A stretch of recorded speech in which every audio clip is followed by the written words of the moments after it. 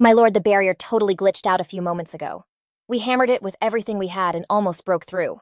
But now out of nowhere, it's back to full strength. Hearing that, the city lord just went quiet like he was wrestling with something he couldn't say. He was totally lost in thought, like, what on earth just happened? But in total contrast, a guy on the inside was totally ecstatic. He stared up at that pillar of light full of pride. It restarted. We actually did it. But that high didn't last long before reality came crashing down. One by one, their bodies started to just fade into dust. Oslo looked at Leon with this look of pure awe, managing to get out his last words, "Farewell, Sir Leon." Leon's eyes flashed with a hard, steely resolve. He answered back with a solemn promise, "Farewell. Rest in peace. I swear to every single one of you, the city of ABA will be erased." Hearing that, the man gave a satisfied smile and peacefully let go. "Thank you, sir."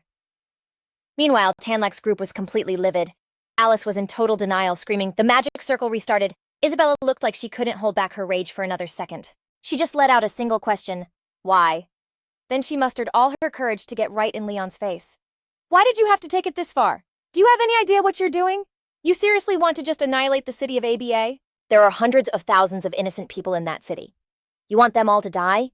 Do you actually think what you're doing is noble or something?" In response, she was met with a totally shattered look on his face as a single tear silently tracked down his cheek. He answered her, "You're right. I never once thought what we were doing was the right thing. We're nothing but a bunch of fools." Blinded by her own fury, Isabella still wasn't buying it. She pressed him, "Then why are you still going through with this?" Leon suddenly went silent. He let out a shaky breath like he was trying to get a grip and completely ignored her question. He slowly walked toward the pillar, his voice low and full of sorrow like he was speaking his last words. "There's only half an hour left. Yumi and this entire city of ABA will be completely wiped from existence.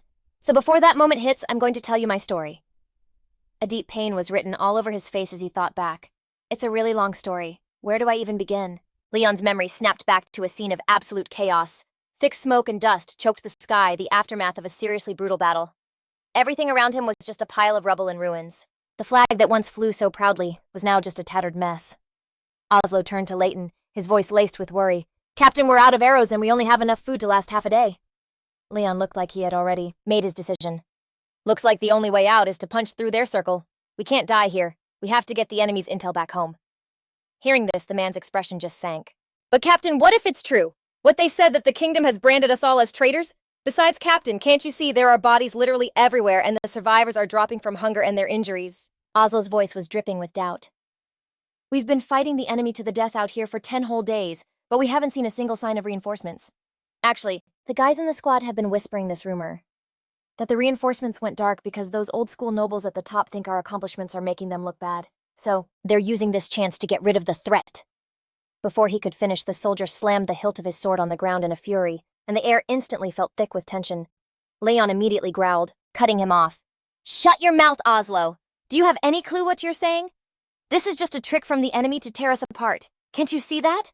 Oslo shot back, resentfully determined to make his point.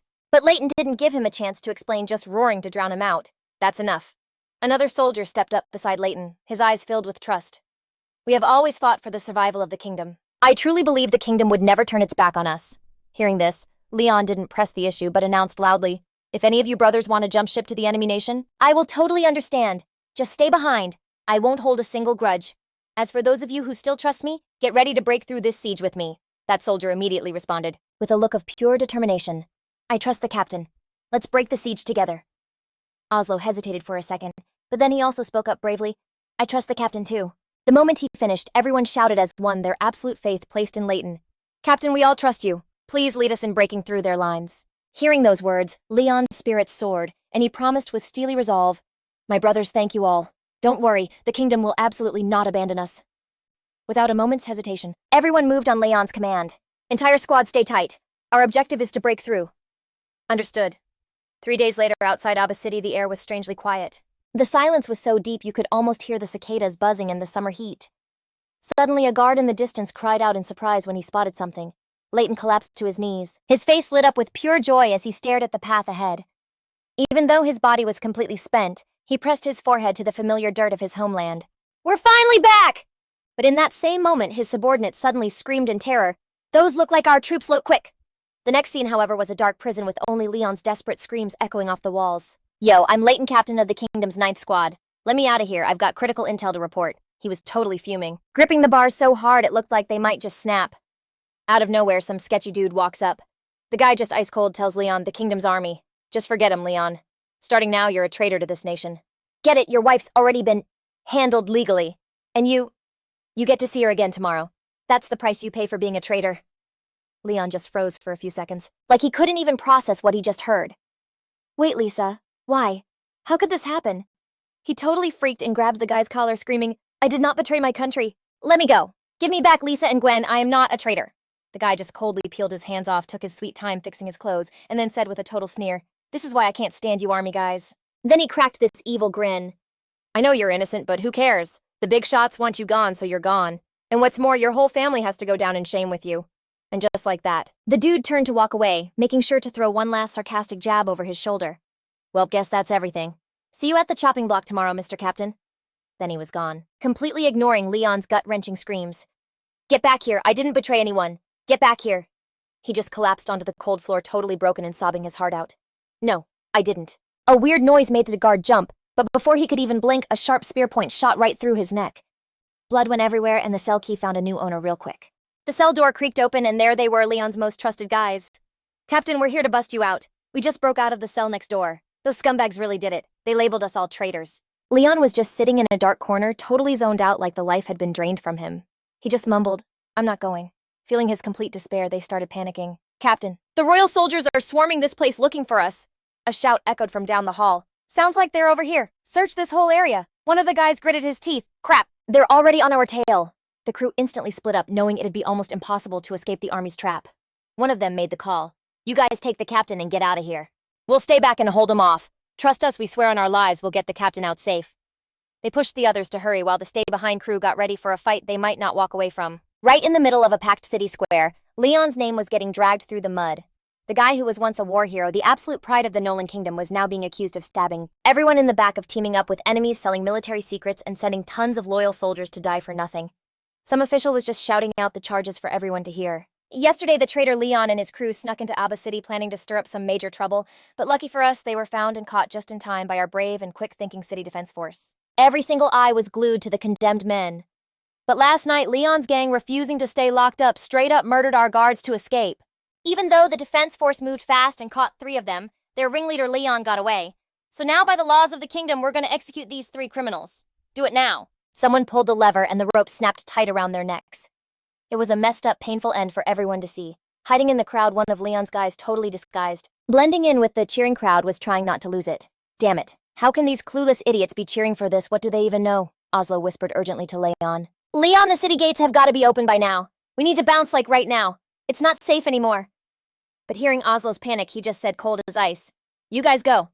The whole group was just shocked. Then a tiny spark of hope lit up their faces as they all asked, Captain, are you back? Is your fight back? He totally dodged the question, his face getting all dark as he changed the subject. You all just go on. I need to be alone for a minute. That night in the pouring rain, Leon and his brothers in arms buried his wife and son. He choked out one last goodbye, Lisa. I'm so sorry. One of his men came up to him, his voice all shaky. Captain, what's the plan now? Before he could even finish, Leon cut him off, his voice like ice. Don't call me captain anymore. I'm not your captain anymore. They could feel the hopelessness just pouring off him, so nobody dared to say a word. Captain. Suddenly a massive bolt of lightning ripped across the sky, lighting up Leon's face, and his grief was gone, replaced by pure determination. This kingdom stabbed us in the back. Now it's our enemy. For every single thing they've made us suffer, they're going to pay. Standing there in the storm, he looked at his crew a little unsure. Are you guys still willing to trust me just one more time? And right then, Isabella and Alice shot awake while only Chen Luo stayed fast asleep. Alice could not believe what she was seeing, her face, a mask of pure horror, like she was wondering if she was hallucinating. Leon shut that down immediately, still looking super intense. No, what you just saw was a piece of my memory. I used sync magic to connect all of our minds, which let me share a piece of what I remember. Alice's face went completely white as she just stared at him. Whoa, sync magic, no way. He's actually using that legendary stuff. He was still totally out of it, just staring into space, and the girls were starting to seriously freak out. Trenlack, are you with us? Come on, Trenlack, wake up. His eyes flew open and he screamed like full-on terrified, don't. Isabella was so relieved she could have cried. Trenlack. She could finally breathe again. Turning to him, her voice shaky. Trenlack, you're awake. You seriously scared me to death just now. Then out of nowhere, tears started rolling down Trenlack's face, even though he wasn't even trying to cry. Leighton, who'd been watching Trenlack the whole time, just nailed it. Looks like you got sucked into my memories deeper than anyone. This isn't your first time in someone's head, is it? Tranlac totally looked away, making it super obvious he didn't want to go there. Leighton didn't push it, just casually got to his feet. Fine.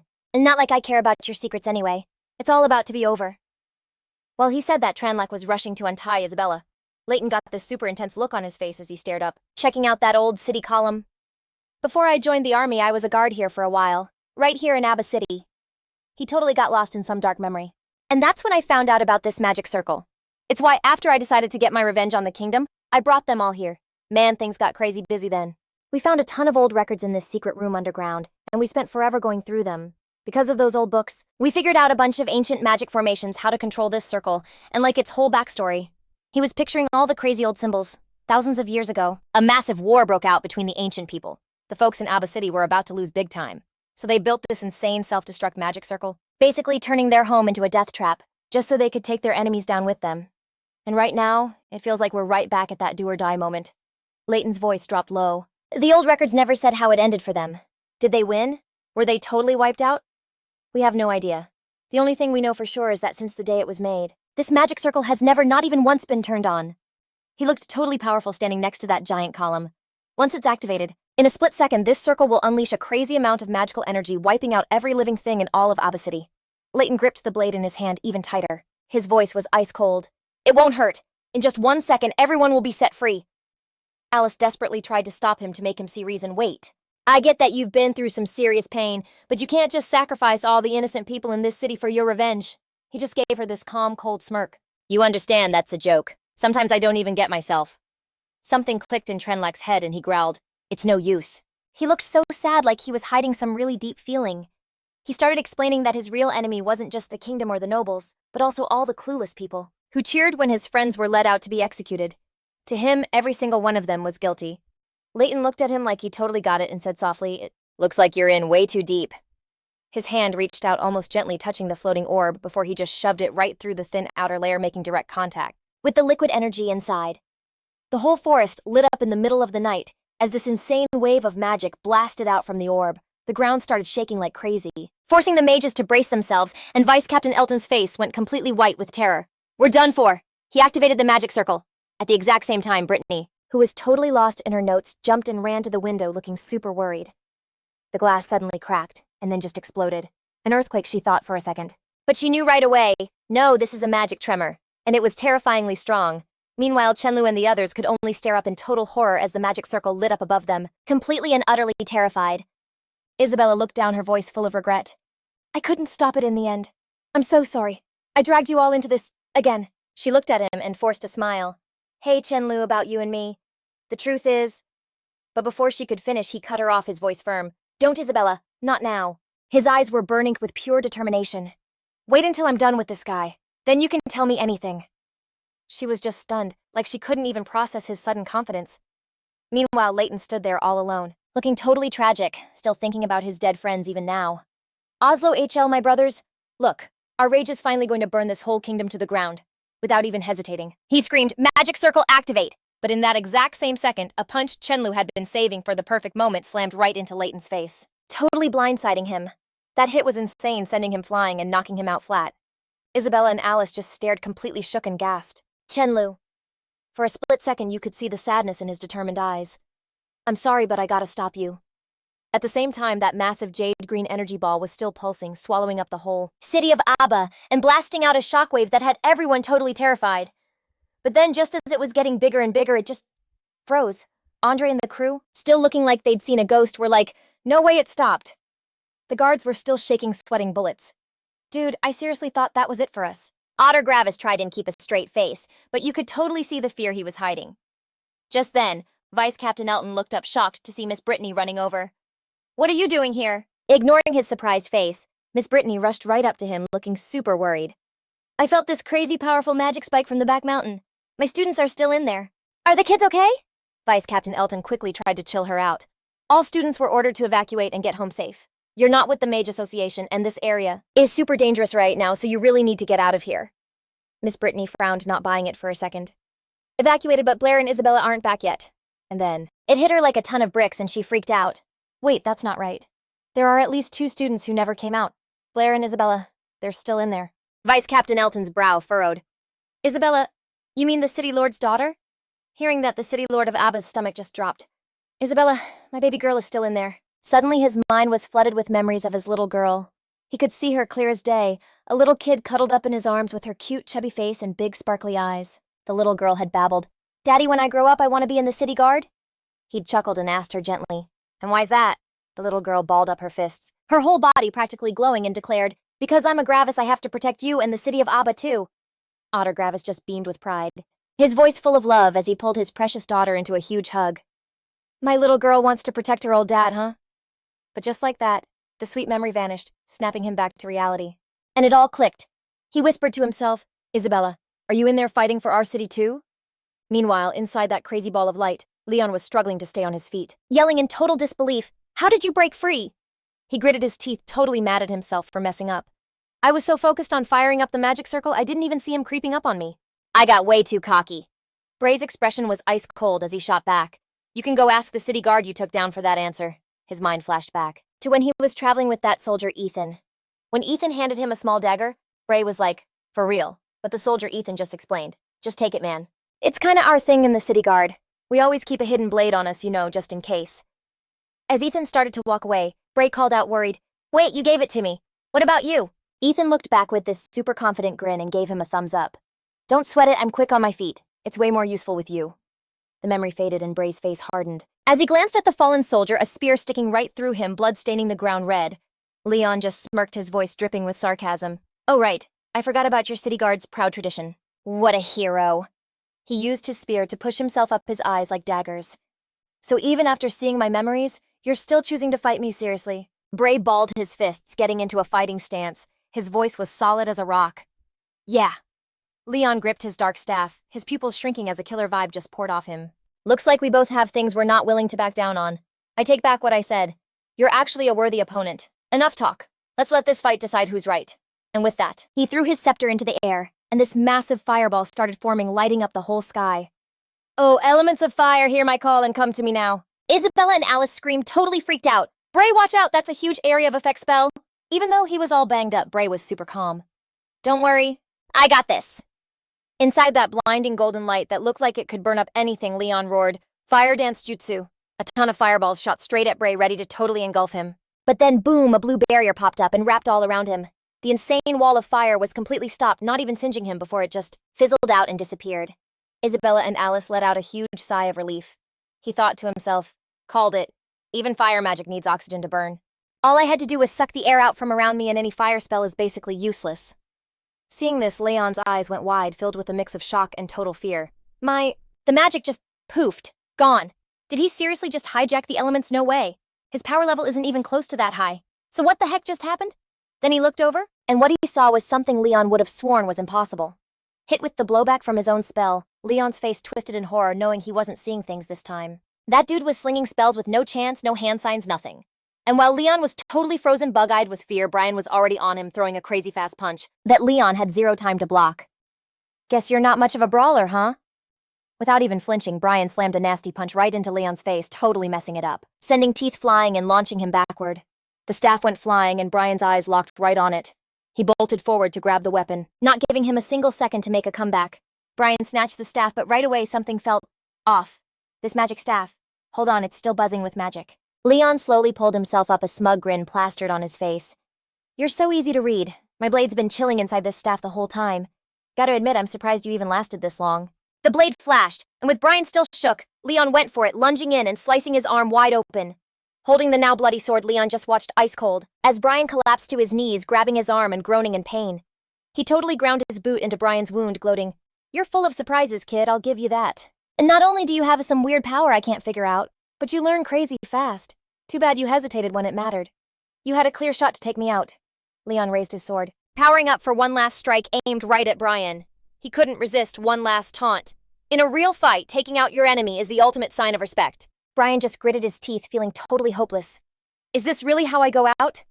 Then out of nowhere, a blinding red flash shot right at Leon, making his eyes go wide with shock. The blast hit, and it was a counterattack from Isabella and Alice.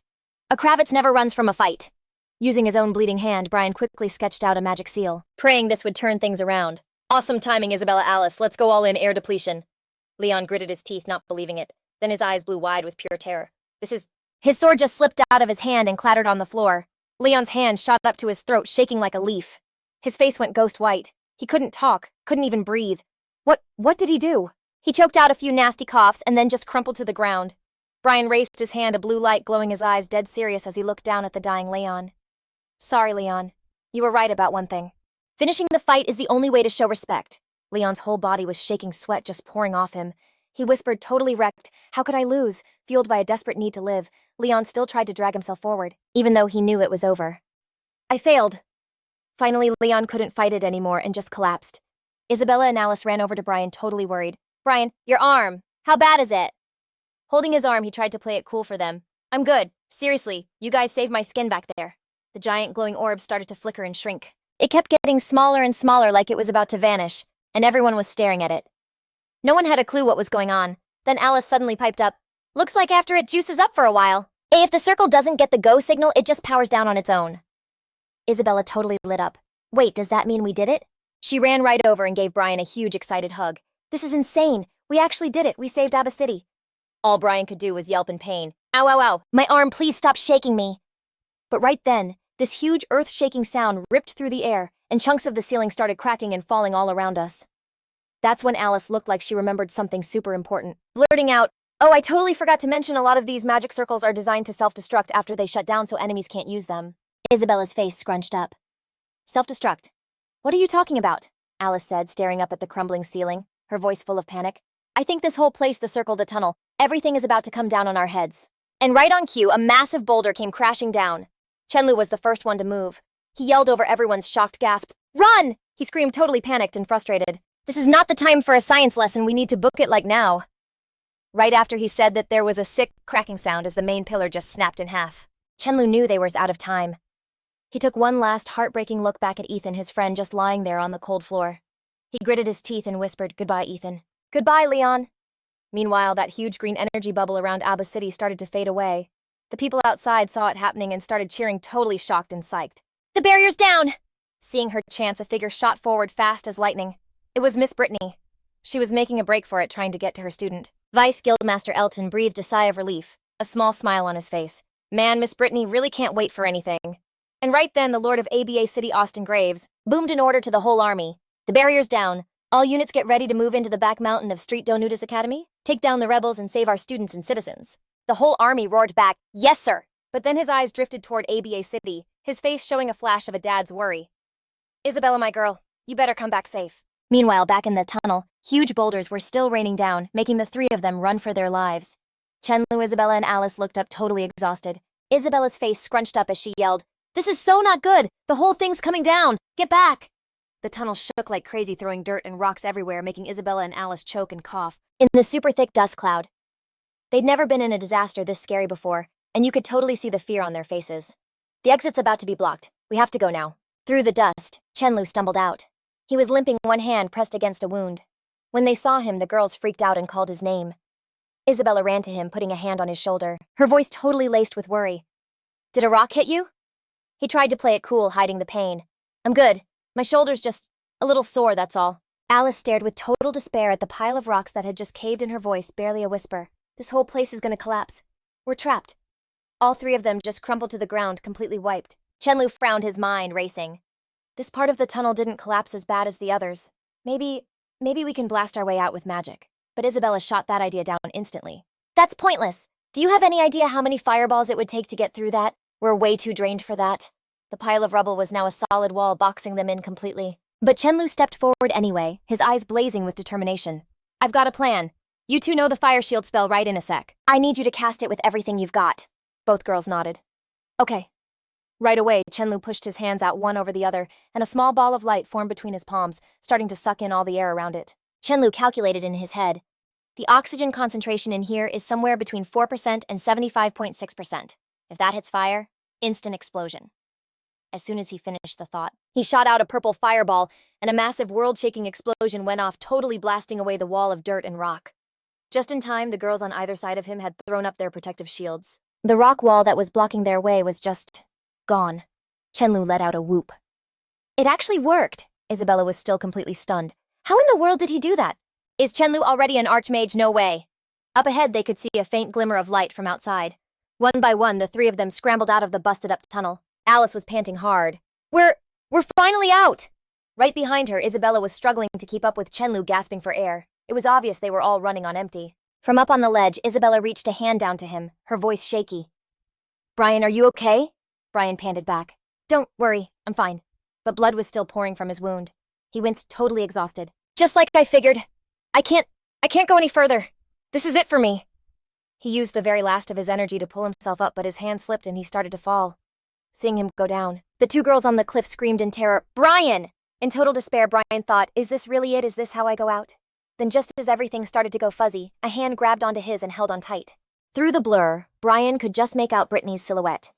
The next thing he knew, he was in the infirmary with Miss Brittany and three other girls standing around his bed. He slowly came to letting out a quiet groan. The second he tried to sit up, a sharp, crazy pain shot through his whole body. "Ugh! Where am I? This hurts so bad!" Isabella, who'd been nodding off in a chair, jolted awake. She rubbed her eyes and rushed to his side. "Brian, don't move!" A wave of relief washed over everyone in the room. "Brian, you're finally awake." Isabella put both her hands on Brian's shoulders and started shaking him, totally overjoyed. "You're awake! This is amazing!" All Brian could do was yelp, "Ow, ow, ow, it hurts! Stop shaking me! You're gonna send me to an early grave for real." Seeing this, Brittany, who was sitting across from him, finally spoke up. "Luckily, the wound isn't fatal. You just lost a lot of blood. For the next couple of days, you just need to focus on resting. Don't worry about the academy. I'll handle your excused absence." Brian's eyes flickered around the room before he started a little shaky. "Miss Brittany, about Leon. The thing is, Brittany held up a hand, cutting him off. "I already got the full story from Isabella and Alice. But this whole thing, I'm afraid it goes way up, involving some powerful people in the kingdom. That's not something we can mess with. If word of this gets out, you could be putting yourself in some serious danger." Brian could only nod. "Yeah, I guess you're right. Some things are just bigger than us, I guess." Just then, the door to the room flew open. Everyone whipped their heads around to see Austin Graves walking in with a huge smile. "Brian, sorry to barge in while you're resting. I'm Austin, Isabella's dad." The girl was like, "Dad, what are you doing here?" The second he saw him, Blair totally froze up. This was the actual lord of the city. So what can I do for you?" But then Austin Gravis gave him this crazy, deep, respectful bow. "You saved Isabella, and by doing that, you saved all of Abba City. I came here to give you my most sincere thanks." "For real, thank you." Blair started waving his hands like, "Whoa, my lord, you really don't have to do all this." But the guy didn't budge. "On top of that, I have a kind of out-of-the-blue request. I want to invite you to our Gravis family banquet. It's tomorrow night." Hearing that, the guy was just completely stunned. "Huh?" Meanwhile, Isabella's brain was already playing a movie of their first date. Going to the family party, meeting the parents, becoming part of the fam. Just the idea of being part of the family made her face flush super red, and she let out a little gasp. The next day, they were both dressed up in these insane formal outfits, but Blair looked so not into it. "Hey, Isabella, I know I said I'd go to the party," he mumbled. "But this getup feels so not me." Isabella gave him a major side-eye. "That's just because you usually dress so chill. Besides, it's not just going to be my parents tonight.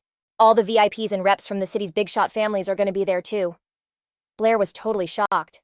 "Wait, I thought it was just a family dinner." "So why are so many people coming?" The girl sighed. "Parties at my house are always like this." He raised an eyebrow. "Okay, fair enough. I mean, the whole Lord of Abba title has been in your family for generations. So I guess your parties are basically the social event of the season for the whole city. Not that weird, I guess." Then all of a sudden, Blair put a hand on his chin, his cheeks getting a little pink as an idea hit him. "Wait a sec. Isabella's the Lord's only kid. So unless something wild happens, she's going to be the next Lord of the city, right? And if I marry Isabella, does that mean I'd have, like, total power in Abba City, calling all the shots?" These slightly shady thoughts started brewing in his head. "And that's not all. Our kid would be the next Lord of Abba. There's only one rule. To get the title, the kid has to have the Gravis family name." As someone patted his head, Blair completely spaced out, daydreaming that even though he wasn't a traditional dude, he could probably handle his kids taking their mom's last name. But still, having the Chen name would be best unless they had two kids. Then one could be a Gravis and the other could be a Chen. A totally perfect plan. A sharp, familiar pain zapped his earlobe, making him jump. "Ow, what'd you pinch my ear for?" Isabella grumbled, super annoyed. "You were off in La La Land thinking about something ridiculous again, weren't you? Spill it." "What were you just thinking about?" Blair tried to squirm away. "Stop messing around. I was thinking if we had to..." Realizing what he'd just said, he started waving his hands to backpedal. "No, not me, it was my friend. For real, just a friend. His wife is about to have twins, and he asked me to help him think of names for them." And Isabella, bless her heart, totally bought it. "Oh, is that right, I thought? Oh, never mind. I didn't think anything. So did you help your friend pick out any names yet?" Blair scratched his head and answered awkwardly. "Not yet. They want one to have the dad's last name and the other to have the mom's. They're still kind of fighting about it. Seeing her chance, she asked him straight up, "Oh hey, what about you, Blair? Could you be okay with your kid having their mom's last name?" The two kept chatting while they walked through the garden. "If we had two, I think I could get on board with that." "You think so? That's good. In that case, you should get back to thinking of names for your friends' kids." They got to this super fancy, gorgeous area. When she saw the woman standing there, Isabella's face lit up as she called out, "Mom!" Lady Gravis turned to her daughter, looking all concerned. "Shasha, sweetie. And you must be young Mr. Blair. Am I right?" The young man gave Lady Gravis a polite bow. "Good evening, my lady." She looked totally delighted and greeted him back. "Thank you for saving our Shasha. Honestly, she talks about you all the time, she says." Isabella totally cut her mom off. "Mom, don't say embarrassing stuff." In a flash, Blair was mobbed by a bunch of glam ladies who were so excited to realize he was the one who saved Shasha and the girl from the Herman family. That's totally him, right? He's so young and handsome. Seriously, it's so rare to find a guy with his guts and his strength. Shasha definitely knows how to pick him. You know she's never brought a guy home before. Are you two like together? Let me ask you something real quick. Have you held Shasha's hand yet? Faced with such a bold question, Isabella snatched Blair's wrist, making up an excuse to get them out of there. "Mom, I'm gonna take Blair to see Dad for a minute." A lady with purple hair teased, "Shasha, what's a girl like you so afraid of? It's not like we're gonna steal your boyfriend." The two of them rushed away, and Blair practically had to jog to keep up with Isabella's huge steps. "Hey, can you slow down a little?" she snapped. "What's with all the chatter? Hurry up." Meanwhile, in another room, Otto Gravis was talking. "So you're saying Walter's planning something?" The man named Bo, sitting across from him, answered. "Exactly. That's totally why I'm here reporting to you, sir." Autumn Gravis put his hand on the table, his whole vibe getting serious as he asked, "Abba City is Gravis family turf, okay? We've been running this place for hundreds of years. You seriously think some finance guy like Walter can just come in and mess with us?" Hearing that, the man just scoffed. "Yeah, maybe back in the day, but lately the royal capital has been all about taking back power from the city lords. Right now, in all the cities outside the capital, including our own Abba City, the city lord doesn't control the money or the guards anymore. Instead, the power's been given to the finance minister and security chief, who get their orders straight from the capital. And what's worse, from what I've dug up," Bose's face suddenly got super dark, "Mark Walter isn't just the finance guy for Abba City. He's the actual younger brother of the queen," he continued. "And you've got to know, sir, that the capital sends these tax auditors to go through the books, and those guys have a crazy amount of power. Once they start digging into tax stuff, even the city lord, I could get arrested on the spot," Apple added. "And my best source told me that Mark Walter and the tax guy in town had this super long secret meeting a few days ago. It's pretty obvious they're cooking up some kind of plan aimed right at you." Autumn Gravis stayed cool and just said, "I get it. Thanks for the heads up, Apple Edward. I won't forget it." Apple got up. "Well, I'll get out of your hair then. I'm out." The city lord stood up too and called, "Wait, I gotta ask you something. Why are you telling me any of this?" The young man just said, "To keep my family safe, sir. The Edward family still needs more time to get on its feet. If something goes down in Abba City right now, we're gonna be in a really bad spot." Autumn Gravis just stayed quiet, not saying a word back. Right as Apple was leaving, Isabella showed up at the door with Chen Luo and called out, "Dad, I brought Blair." Hearing the name, Apple glanced at the guy in the white hat, thinking, "Blair, you really have a thing for showing up in the middle of all the drama. Good luck, dude." Inside the room, Autumn Gravis gave the two of them a super stern look. The three of them just stared at each other in an awkward silence until Isabella finally broke it. "Dad, why aren't you saying anything?" He just answered flatly, "Sasa, head outside for a minute. I need to talk with Mr. Blair alone." The girl did as she was told and stood up. "Okay, I'll wait outside then." Chen Luo looked over at Isabella. "I'll come find you as soon as this is over." Autumn Gravis frowned a little as he watched the close moment, especially when his precious daughter waved at the guy. She said, "I'll be waiting for you out there, okay?" And Chen Luo shot back with a smile, "Okay." The second the door clicked shut, the city lord's hand balled into a fist. Autumn Gravis's face immediately went dark. "First, I want to thank you for protecting Isabella. If it wasn't for you, I might have lost my daughter." Chen Luo tried to play it cool, replying, "Any decent guy would have done the same thing." His hand rested casually on the hilt of his sword, his stare sharp enough to make anyone nervous. "Sasa said you take really good care of her at school." The sword made a soft shing sound as it was pulled from its sheath. Seeing it, Chen Luo broke out in a cold sweat. "We're all students of Miss Brittany. It's only natural for us to look out for each other." Autumn Gravis pushed the sword a little closer, grilling him. "So you're saying everything Sasa told me is true?" Chen Luo answered carefully. "Everything I did was what I had to do." The sharp blade was whipped out in one swift move.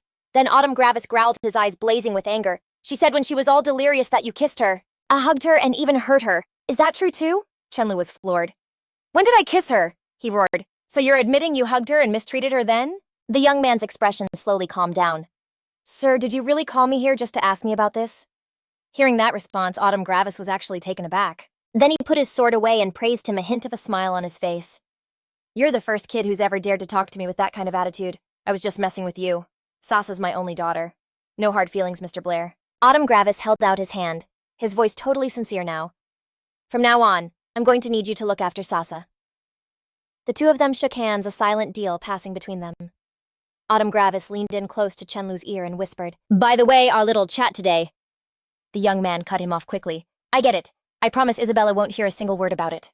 A moment later, they both walked out and sat down at the dinner table under the sparkling lights. Isabella turned to Chen Luo, totally curious. "Blair, what did my dad say to you just now?" Holding his knife and fork. The young man replied with a mysterious smile. "Can't say. It's a secret between guys." Not getting the answer she wanted, Isabella puffed out her cheeks and gave him a pouting look. Autumn Gravis couldn't help but smile as he watched Chen Luo and his daughter bickering nonstop, just like an old married couple. "Pardon the interruption?" a voice suddenly said. Some guy in a super clean white suit came up and whispered, "My lord, the Minister of Finance and the tax guy are here." Then out of nowhere, Walter just shows up looking so full of himself. He was practically dripping with sarcasm, like, well, Lord Austin, throwing an epic party and didn't think to invite me." Austin jumped to his feet, his expression instantly clouding over. "And my sincere apologies, Minister of Finance. This is just a private family get-together. I didn't want to bother you or the tax officer." Walter just smirked like he knew something they didn't. "Oh, we're not here to party.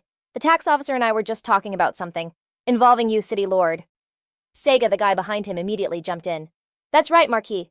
Walter and I have been discussing you at length. City Lord Austin, and we have reason to believe you've been breaking the kingdom's tax laws, so I'm going to need you to cooperate with our investigation."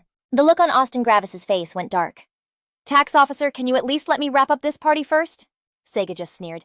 "City Lord Austin, I'm not going to say it again. I'm here on behalf of the royal capital." A buzz went through the guests.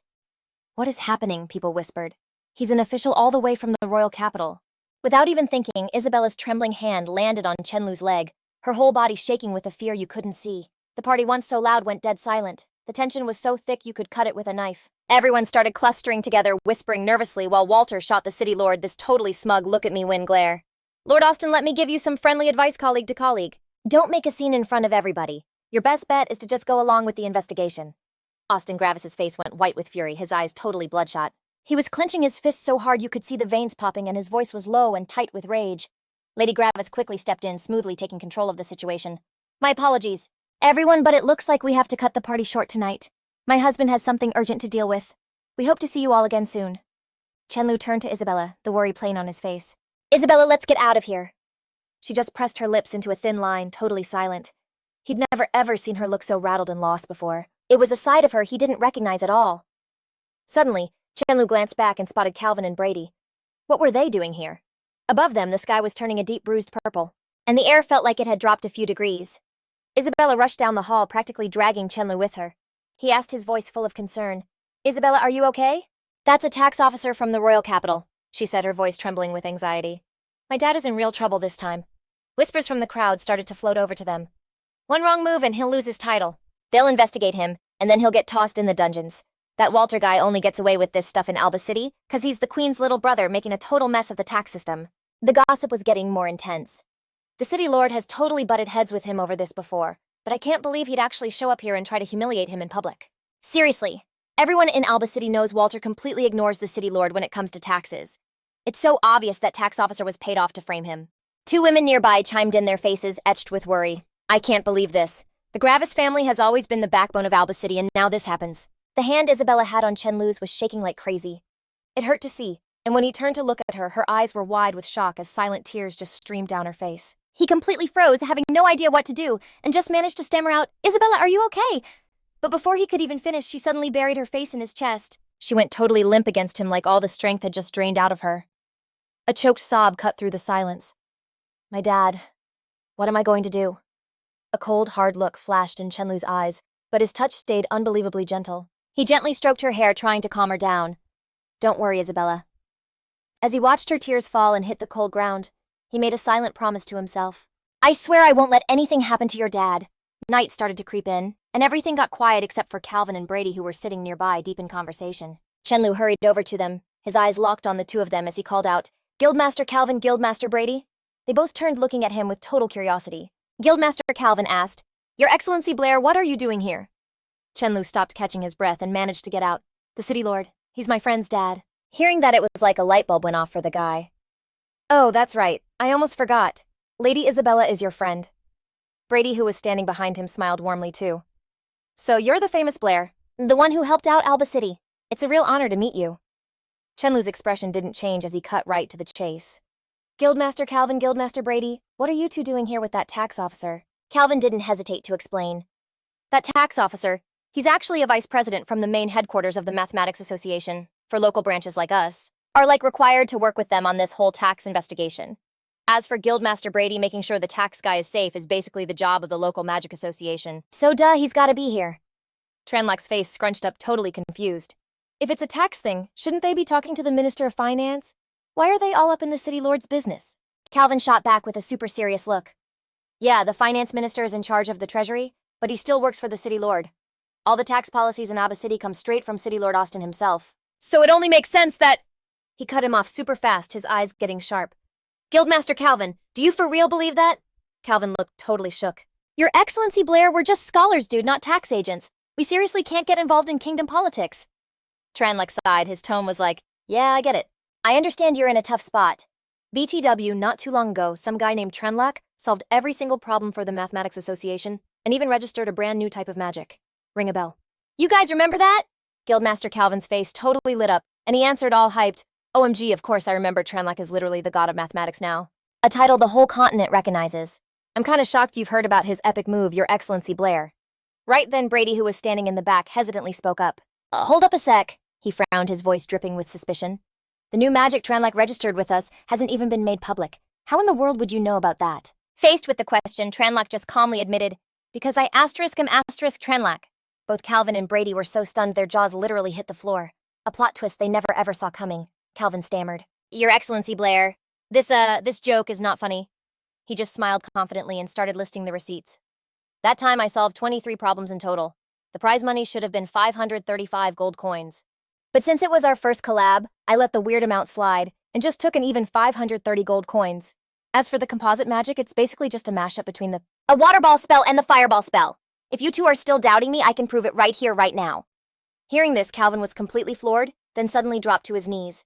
My lord, Lord Lack. It's my bad, I was totally blind to doubt who you were just now. Please forgive me, my lord. Brady just stood there awkwardly scratching his head completely in awe. So this was the legendary lord. No wonder he totally wrecked Luzon. That wasn't just luck, that was all skill. As Chen Luo helped him up, President Calvin was breaking out in a cold sweat, his voice trembling. Lord Lu Shen, if you need anything, just say the word. Calvin quickly jumped in. For real, even if you wanted this old man's life, I'd give it up in a heartbeat. Chen Luo just gently shook his head. I don't need your life, but that tax official and the Minister of Finance are seriously rubbing me the wrong way. I don't want to see a single trace of them in Abba City ever again. Hearing this, Calvin immediately gave a huge thumbs up. His expression was rock solid as he promised, My lord, you can count on it. By tonight, those two will have vanished from the face of the earth. Brady, standing nearby, also nodded, his eyes looking sharp and icy. Brady added, Our magic association is supposed to protect the city, but sometimes we mess up, and tonight is a perfect example of that. At that moment, Calvin and Brady looked like two super loyal puppies staring at Chen Luo with sparkly eyes, which made him sigh in frustration. He thought to himself, aren't these two like huge deals? Why are they acting like a couple of gangsters right now? Even though Chen Luo just stood there with a chill vibe in the eyes of Calvin and Brady, his image was as blindingly epic as a god descending to earth. They both whispered with total reverence, The Chen Luo Shen of Lauren, the saint of mathematics, our everything. After saying that, they both clenched their fists. Their eyes were burning with determination, and their voices rose as serious as an oath. Chen Luo, you are Lauren's biggest blessing, our guiding light, and all of our hope. For Lord Lucian, Walter, and Caesar's days are so over. Suddenly, Chen Luo lightly tapped both of their shoulders. His voice was calm, but carried a ton of weight. The key is Walter. He's the one pulling the strings on this whole tax issue. You two get it. Calvin and Brady's faces turned grim, and they replied at the same time, Understood. We have to pull the problem out from the very roots. That answer made Chen Luo freeze. He sighed, totally exasperated. Whoa, I'm not trying to have him taken out. I just need him to disappear from Abba City so he's out of my sight. That's enough. The two old men nodded again, replying together with looks of sudden understanding. Oh, so that's what Lord Lu Shen meant. We totally get it now. Chen Luo turned away and lowered his voice to add, Oh, right. Please keep my identity on the down low. I don't want my peaceful life getting all messed up. Calvin and Brady slowly started walking toward Walter and Cesar. Sensing the bad vibes, the other group immediately got on high alert. President Calvin took a step forward and spoke in a hardcore voice. Vice President Caesar, you need to come with me. I have something extremely important to discuss. Caesar frowned a little, then glanced at Austin Gravis, and said like a boss, City Lord Austin, you stay right here. Wait for me to handle a small thing. President Calvin led Caesar to a private corner, his voice turning noticeably frosty. Yo, VP Caesar looks like Walter's sweet gig as finance minister of Ama City is about to go poof. Caesar's face went all tight. Back off, Calvin, that's not your call. Brady, who was just standing there, gave this all-knowing smirk. Oh, so the gossip is actually true. That line totally hit a nerve, and VP Caesar got all flustered. Brady then clapped a hand on his shoulder and sneered, his voice just dripping with sarcasm. So I guess you and Walter have the same weird tastes. Caesar angrily smacked Brady's hand off and yelled, Are you guys nuts? He tried to backpedal. I keep my work and private life separate, okay? I would never. Brady's whole vibe shifted, getting dead serious. Look, I'm afraid this is way above your pay grade now. Some big shot from up top wants Walter out of Ama City like yesterday. And if you don't play along, I can't even promise you'll be safe, President Calvin added. Plus, don't forget where you stand. You're the vice president of the Math Association first. And the kingdom's tax guy second. If you're gonna risk our whole crew just to save your own skin, you better make the right call, before it's too late to take it back. Vice President Caesar's fists were clenched so tight his knuckles were white. He shot a look at the chubby finance minister, and you could practically see the decision being made in his head. And just like that, Vice President Caesar snapped. He roared for the guards to arrest the Minister of Finance, Walter. Immediately, 2 huge guards in white suits rushed in and grabbed him. Walter was totally blindsided, yelling, Caesar, have you lost your mind? Grab Austin, not me. Caesar just gave him an icy look and ordered, Shut him up. After that was handled, he turned and gave Austin Kravitz a super respectful bow. Lord Austin, we've got proof that Walter's been skimming cash from the kingdom's taxes. So sorry for all the drama we'll get out of your hair now. Hearing that, he was totally floored, just letting out a confused, huh. Lady Kravitz had no clue what was going on either. Meanwhile, Chen Luo, seeing the mess was cleaned up, tried to dip out quietly. He thought, I better bounce or Isabella is gonna totally kill me. Noticing his wife trying to hide a giggle, Anne Kravitz asked, kinda curious, What's so funny, babe?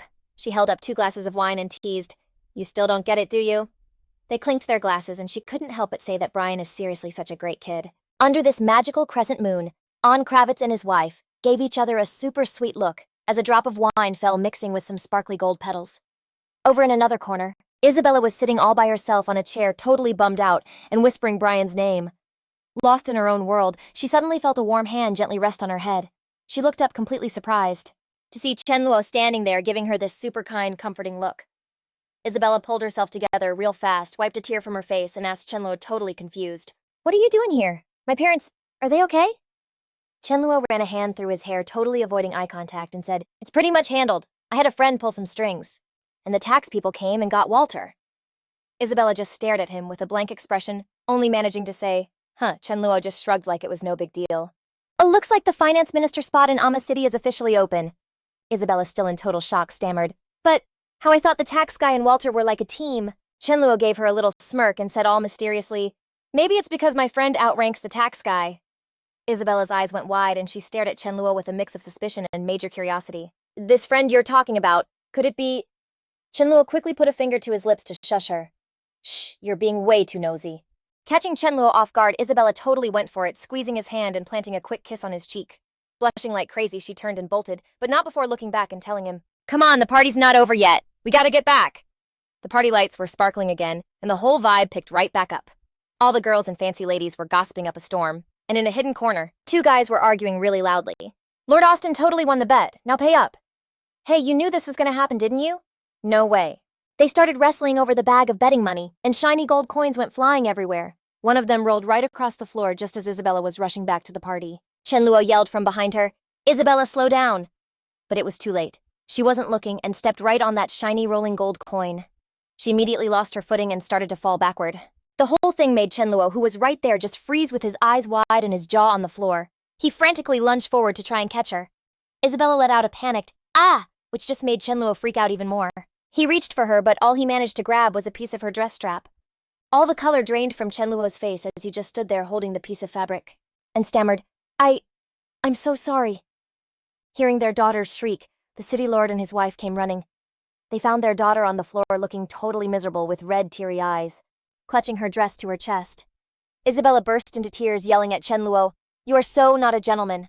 All he could do was stutter back, I swear I didn't do it on purpose. Her face went totally red, a mix of furious and mortified, and she screamed, balling up her fists and just wailing on Chen Luo. You did that on purpose, you're such a jerk. Chen Luo had no choice but to grab her hands, trying to explain, but it was useless. Isabella just scowled like his words weren't even getting through. Her rage totally boiled over, and she started chanting a spell. "Oh, water element that cleanses this world, hear my call and come to me now." A wave of magical energy glowing hot like lava wrapped around Isabella's body, and Blair felt a cold sweat break out. Just then, Lady Travis gave a soft little cough, making Blair look over at her. When he turned his head, his jaw dropped when he realized Isabella's parents had been standing there for who knows how long. Isabella's face turned a deep shade of purple with rage. She gritted her teeth and hissed, "Blair, you—" Blair started frantically waving his hands, trying to deny everything. "I swear I didn't see it," he stammered. No, I didn't see anything at all." Isabella was so mad she couldn't even talk. She just trembled as she pointed at Blair, sputtering, You! But the guy just casually smoothed his hair back, putting on this super innocent who me face. Seeing that, Isabella's mom couldn't help but laugh, saying, "Oh, youth is truly a wonderful thing." Meanwhile, her father was just quiet. After a moment, he finally spoke up. "Mr. Blair, our conversation from earlier isn't over. Please come with me." Watching Blair and City Lord Austin walk away, Lady Travis couldn't help but say, "Wow, Blair really saved you on that one. It seems our dear Sasha has her charms." Isabella, who was about to go after them, froze when she heard her mom's words, and she spun around to face her. The girl put her hands on her hips, pouting, then whipped back around and muttered, "Whatever, it's not like I needed that guy's help." The scene flips to this totally gorgeous and fancy room. Crystal lamps on the walls cast a warm golden light, making the whole place feel super luxurious.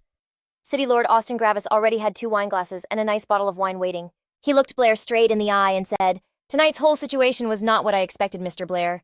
You're definitely not as simple as you seem." Blair just scratched the back of his head, all modest.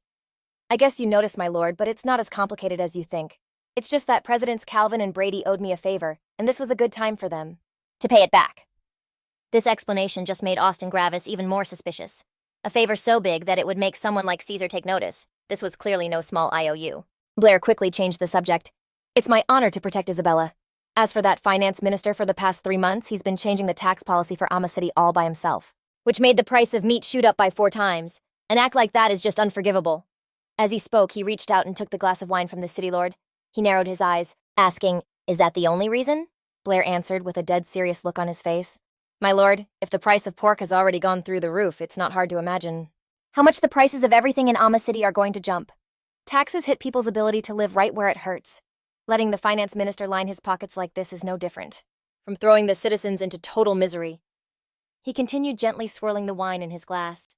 He then looked right at Austin Gravis and asked, "Once the people in this city can't even afford food or clothes, is there any hope left for this place?" Hearing this, the man nodded slowly in agreement. "You're right. I'm definitely partly to blame for this situation." Blair gave an understanding look. "As long as you see it now, my lord, you don't have to beat yourself up over it." Meanwhile, outside, Lady Travis and Isabella were totally pressing their ears to the door crack, whispering, "What in the world are they talking about so secretly?" Inside City, Lord Austin and Blair had both stood up, cheerfully tapping their glasses together. "Thank you, Blair, for the warning. From now on, I will absolutely pay closer attention and keep a tight leash on the new finance minister." Blair smiled and said, "Then I can relax, my lord." Suddenly, Isabella got a hard shove from behind from her mother, making her gasp and completely lose her balance. She stumbled forward, falling right at Blair. Both of them were totally stunned, their eyes locking as Isabella fell right into his arms. The collision made him drop his wineglass. The dark red liquid went everywhere, soaking both of their clothes. Lady Travis then casually walked in, pretending she didn't see a thing as she playfully scolded, "Isabella, my dear Sasha, how could you be so clumsy? Quick, take Mr. Blair to get a new outfit." Blair was a little flustered, his eyes flicking over to Isabella, who was shyly clutching the hem of her wine-stained dress, as she silently did what her mom said. "Sasha, take Mr. Blair to go change. And please get a guest room ready for him, too." With that, she excitedly grabbed Blair's hand, pushed a single gold coin into his palm and declared, "All settled." Then Blair felt super awkward and quickly tried to say, "Mrs. Travis, He was still trying to find the words to refuse when Isabella cut him off. Mom, what are you talking about?" Her eyes were wide as she stared at her mother in total disbelief. Mrs. Travis just seemed to ignore her daughter's shock and left the room with Lord Austin. Before she walked out, she turned back, making sure to give Blair a sincere thank you. "Mr. Blair, seriously thanks for everything today. Sleep tight and have sweet dreams." After they both got into some fresh clothes, Blair got a little awkward before turning to ask Isabella, "Senior, so, tonight, Before he could even finish, she yanked his wrist and started pulling him along, saying, "What are you waiting for? Come on, let's go." And just like that, they were gone, leaving the room dead quiet with just a dim yellow light on Lord Austin and Mrs. Travis. Lord Austin was pacing, hands clasped behind his back, totally lost in his head. Seeing her husband all zoned out, Mrs. Travis walked over to him and asked softly, "Honey, what's on your mind?" He finally let out what was bugging him. That tax guy doing a total 180. It's gotta be connected, but his whole excuse about Calvin owing him a favor, I'm just not buying it. Something feels off. As he spoke, the Lord turned to face her. Mrs. Travis, though, seemed totally chill about it, and replied with a smile, "Well, everyone has their secrets. As long as he's good to our little Sasha, that's all that really matters." Lord Austen asked, totally surprised. "How can you tell Sasha's into him?" She just gave him this asterisk look, asterisk. "Do you even have to ask? She was always dying to go to the royal capital, but this time she didn't apply to a single one of the 5 big academies there. Isn't it obvious she wants to wait another year so she can go with Blair?" Lord Austen crossed his arms, trying to save face. "No, she just can't stand the thought of leaving us." Hearing her husband's excuse, Mrs. Travis just gave him another one of those all-knowing smirks. Seeing that smile, he finally caved. All right, fine. Let her be. She's just so clueless. I'm just worried she's gonna get walked all over when she goes to the royal capital." With that, Austen Travis let out a totally protective dad snort. Meanwhile, back in his room, Blair was wide awake, just tossing and turning while staring at the gold coin. The one Mrs. Travis had given him to check out. His brain was completely fried. Originally, he'd just used the whole Blair identity to stay off the radar. But now it seemed like this god title came with some serious perks. Blair's train of thought then veered off in a new direction. Walter the Queen's little brother, a dude with so much power he could break any rule and crush anyone who got in his way. He couldn't help but remember the complete 180-degree attitude change from Brady and Calvin, and his stomach dropped. As the god of the math association in the eyes of guys like Calvin, he was pretty much a living legend, and a god doesn't have to explain himself. A single word from him is all it takes. Calvin could make someone like Walter just disappear off the map. That thought sent a shiver down his spine, the power to rewrite the rules to even decide if someone lives or dies. In the middle of all those dark thoughts, an image of Isabella flashed in his mind, making him think, as long as I'm the god of the math association, I'll have enough juice to protect myself and the person who means the most to me. After thinking it over for a sec, Blair finally got it.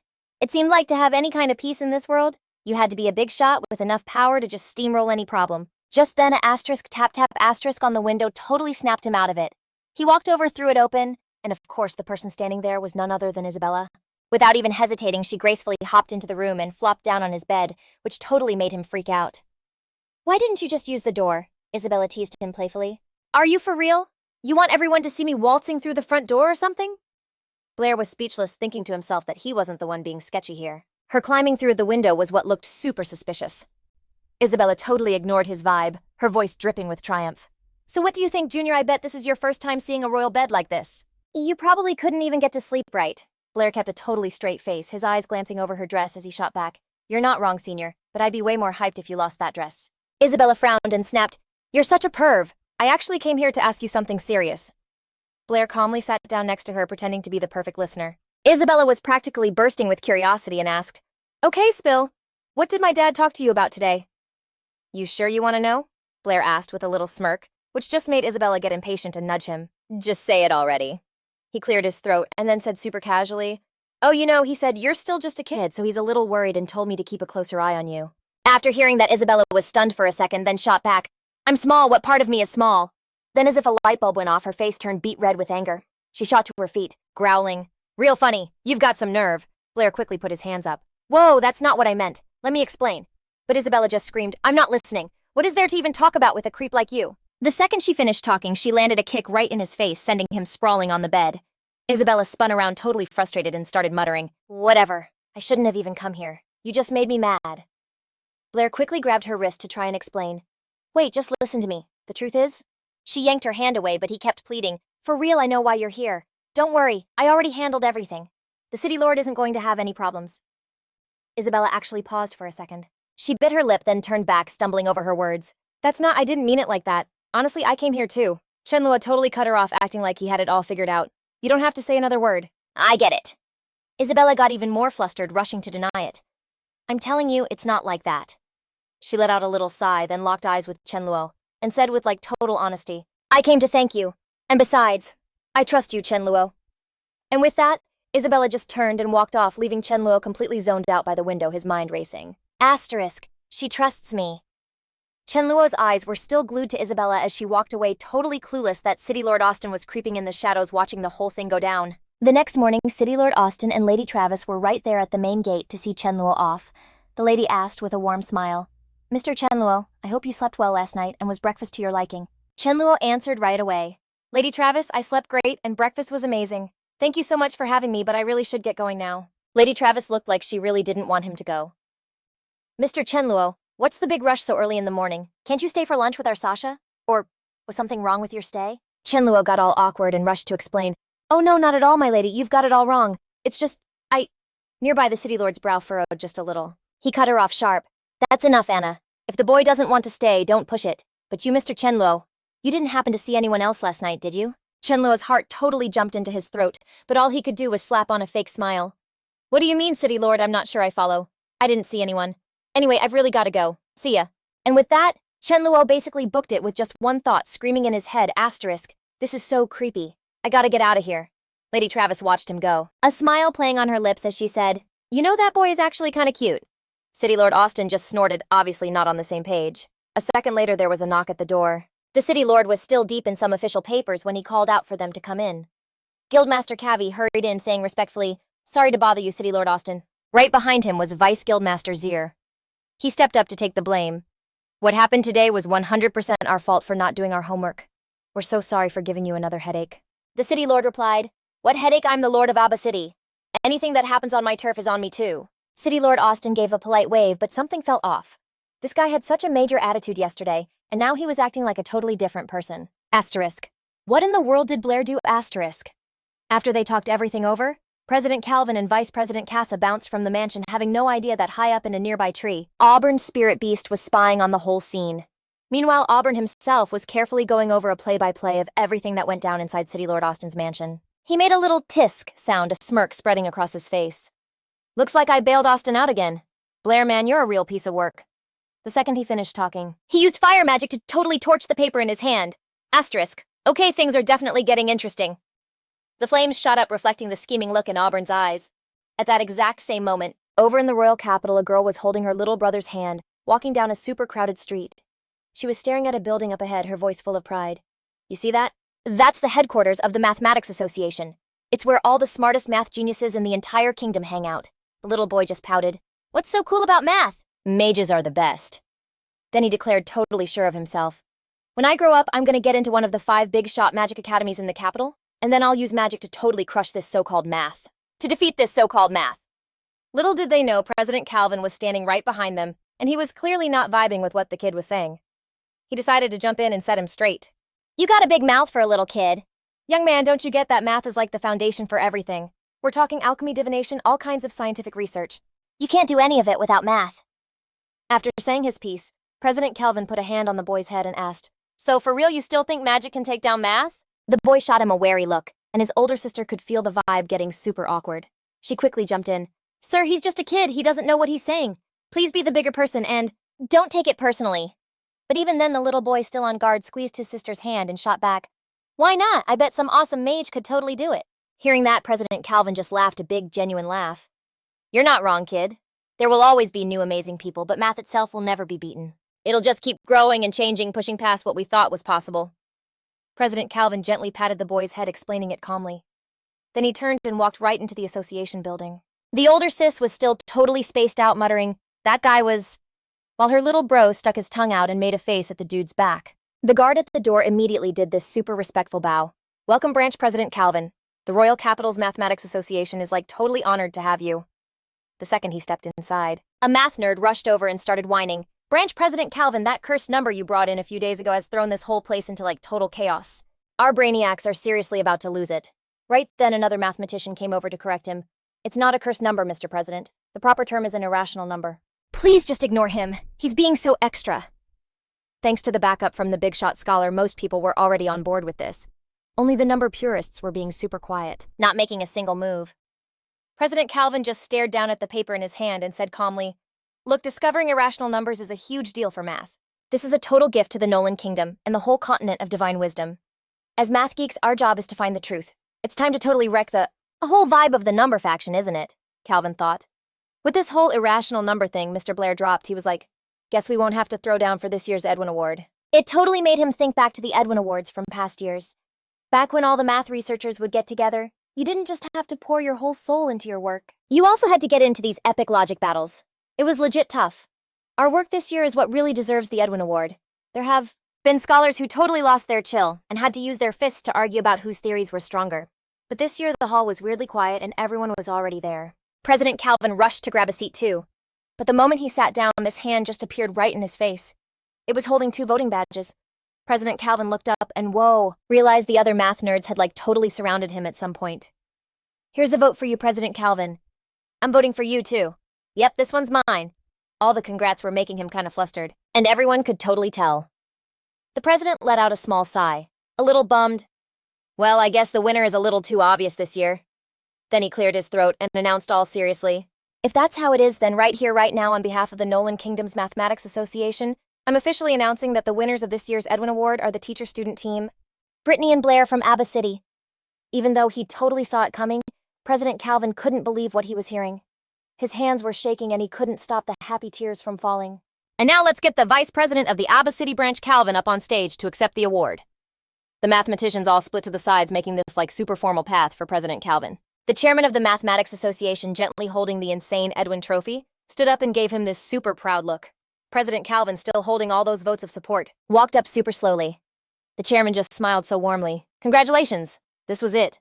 The moment President Calvin had been dreaming of was finally here. He got all emotional and reached out for the trophy, raising it high in pure joy, cheering inside his head. Luo-chan, wherever you are, you see this, the Abba City Mathematics Association finally made it. He pulled himself together real quick, wiping away a happy tear.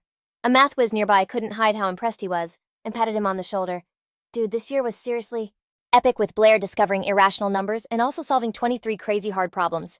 It's been so hype, it's just a bummer that we still have no clue who Luo-chan is. Another nerd nodded, totally agreeing, for real. If Luo-chan ever showed his face, this year's Edwin Award would have been his, no question. Hearing this, a little spark of hope also lit up in President Calvin's heart. He started wondering if maybe Luo-chan would show up next time. But honestly, even without that, this was more than awesome. Meanwhile, outside the Magic Association, a seriously ticked-off crowd was screaming at the gate.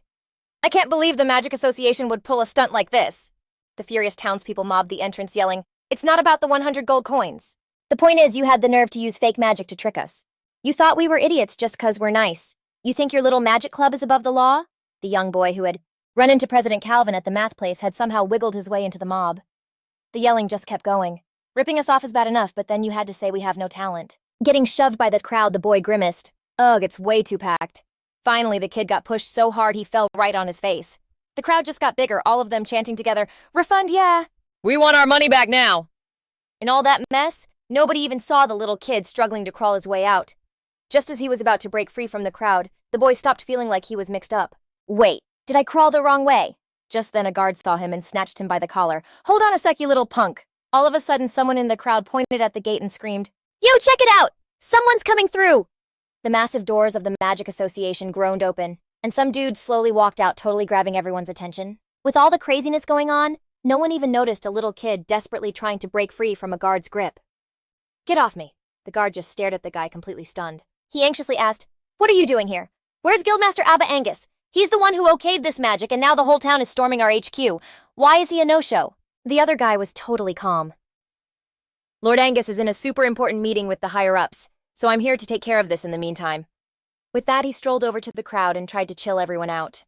Everyone, please just take a breath. There's gotta be a misunderstanding. Our Magic Association... But before he could get another word out, some impatient guy totally interrupted him. What's there to even talk about? This so-called way to boost water magic is a complete scam.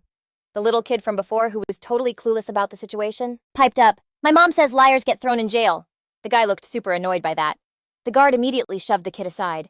What do you know? Just stay over there. The second the guard faced the crowd again, trying to calm everyone down, he was like, Seriously, sir? The association's new magic went through tons of tough tests. It can't possibly be a fake. It's just this magic needs the user to have a certain skill level. That explanation totally poured fuel on the fire, making the red-haired guy absolutely lose it. Needs talent. Are you calling me untalented? That I'm useless, is that it? He screamed, gesturing to the others. Does that make everyone here a bunch of useless nobodies too? The guard got all awkward, like, No, that's not it at all. We totally didn't mean that. The red-haired guy grabbed the guard by the collar, growling that he wanted his gold coins back. Seeing it go down, the dude from the association jumped in. I totally get how you're all feeling, but this magic is the real deal. Seriously, somebody has already cast it successfully. Hearing that, the red-haired man let the guard go, then got right in the other guy's face and shouted, Fine, if you can find even one person here today who can cast this spell, I'll admit I'm a useless, talentless nobody. But if you can't, then you give us our money back and you apologize. Just then, a clear, commanding voice cut through the noise. What is happening here? The red-haired man spun toward the voice, and the crowd behind him bowed as one parting to make a path. The guard and even the red-haired guy were totally stunned to see her both quickly blurting out, Your Highness! The girl came closer and asked, Why is everyone camped out in front of the association's gate? The red-haired man totally jumped at the chance, rushing to explain. Your Highness, you got here at the perfect time. The Magic Association is breaking kingdom laws. They sold us useless magic for a ridiculous price, and now they won't give a refund or an apology. We're begging you, Your Highness, to make things right for us. The girl then turned to the association guy, giving him a skeptical look. I really don't think the Magic Association would pull something like that. There's gotta be a mix-up. No. The man quickly explained. Your Highness, the thing is, the magic really does require a super high level of talent. Not every mage can pull it off. Right away, someone in the crowd shouted back. You've still got the nerve to say that? That's just a lame excuse to cover for your scam and that loser Trenluck. He's gotta be working with the Magic Association to rip us all off. Her Highness turned, raising a hand to quiet the crowd. Whether these accusations are true or not, there's one way to find out for sure. We test it right now. If the problem really is on their side, I will make sure they give you a full refund of your gold coins. Is everyone cool with that? Hearing this, the guy from the association held out a scroll with the new spell. Of course, Your Highness. Here's the improved magic. Please go ahead and verify it. As he talked, he explained more. This magic needs the caster to use both water and fire mana at the same time. Her Highness reached for the scroll, totally intrigued, wondering if the Magic Association actually had a prodigy who could really cast two elements at once. The man nodded respectfully and said, Yes, Your Highness. Besides Mr. Chen Luo, who came up with this type of magic, even the great mage Angus has personally confirmed it. The red-haired guy immediately cut in, all annoyed. Your Highness, please don't fall for their sketchy words. They're just a bunch of... But before he could even finish, Her Highness had already cast the dual element magic, leaving the entire crowd completely stunned and silent for a sec. Everybody's jaws totally hit the floor. They just couldn't process the insane thing they were seeing. The curly-haired guy turned and whispered to his friend, his face completely blank. Am I hallucinating? Can someone actually use two elements at once? Her Highness just gave a small smile, watching the water gather on her fingertip, and thought to herself, so it looks like there really are mages who can cast two different elements at the same time. Like if you can mix water and fire, then water and wind or water and earth should totally be possible too. The guy from the Magic Association just smiled and said, Your Highness, you're a legit genius. But that idea, Mr. Chen Luo already thought of it, and he's calling it combination magic. The association is actually looking into whether this game-changing magic is even possible. The tweaked magic that caused all this drama today is a perfect example. Her Highness was low-key shook, her eyes showing she was super curious. Chen Luo, why does that name ring a bell? Just then, some little kid pointed at the brown-haired dude and yelled, You broke your promise, mister! Didn't you say that if someone could do this magic, you'd admit you were a total loser and apologize? The boy went on. That cool lady just did it, so why haven't you said you're sorry yet? Getting called out like that made the guy's face go from red with embarrassment to pure rage, and he just death-stared the kid, totally speechless. Then he lifted his hand, ready to teach the little loudmouth a lesson. You little punk, you got a death wish or something? Seeing the guy lunge, the boy's eyes went wide with terror. He automatically covered his head, but the smack he was braced for never came. Turns out Her Highness had used magic to freeze him in place. Up against someone way more powerful, the guy could only beg for his life. Your Highness, please let me live. I know I was wrong. The man was writhing in pain from the magic, scrambling to bow on the ground, too terrified to even look up. Shaking all over, he stammered, Your Highness, I'm so sorry. I'm the useless one. I'm a piece of garbage. Please forgive me. She just stood there, her voice ice cold as she commanded, Go home and think about what you've done. Don't go blaming other people because you have zero talent. Her Highness's perfect eyebrows scrunched up a bit, her eyes giving off major, I'm so over you vibes. Remember this, there won't be a next time. Hearing that, the man felt like he'd just dodged a huge bullet and quickly said, Yes, of course. At that moment, the kid who'd been watching the whole thing go down was suddenly grabbed by the ear by his mom from behind. She looked totally furious. What do you think you're doing over here? I'm gone for 1 second to buy groceries and you just disappear. You're going to drive me crazy one of these days. As his mom dragged him away by his ear, the boy couldn't help but brag. Mom, I just saw dual element magic. They said she's the amazing mage of Abba City. His mom paid him no mind, just cutting him off. How many times have I told you not to wander off like that? The boy yelped. Ow, Mom, that hurts, I'm sorry. Meanwhile, somewhere else, Chen Luo let out a massive sneeze. He rubbed his nose, muttering, I wonder who's talking about me right now. Seeing this, Brittany asked with a worried look, Are you okay? Sitting in the front. Miss Brittany smiled wide. What's up? Is there something you wanted to talk to me about? Blair clenched his fists, hesitating for a second. Well? He tensed up his voice, getting super serious. I have something extremely important to tell you, Miss Brittany. When she heard that, Isabella's eyes instantly started to water, the hurt totally obvious on her face. Something important? Could Blair actually be about to confess his feelings to Miss Brittany? She could only sit there quietly with her head down, her cheeks blushing mentally, fighting with herself about whether to ask what was going on, but she was scared of being too nosy. While Isabella was still freaking out, Blair and Miss Brittany had already quietly snuck off to the building's rooftop. As soon as they got up there, Miss Brittany crossed her arms and asked, Okay, what's the big secret that we had to come to a private spot like this for? So you can spill it now, right? The young man frowned and replied, seriously, this isn't something I can explain in 1 or 2 sentences. First, can you please cast a fireball spell, Miss Brittany? Even though she was confused, she did what Blair asked, and a blazing fireball appeared in her palm. But even though she had no clue what Blair was up to, Brittany didn't even get a chance to ask any more questions. A split second later, the fireball in her hand just went out. Brittany stared shocked at her empty palm, her eyes filled with complete disbelief. She checked out her hand carefully, then turned to ask Blair, was that you? Blair nodded for real.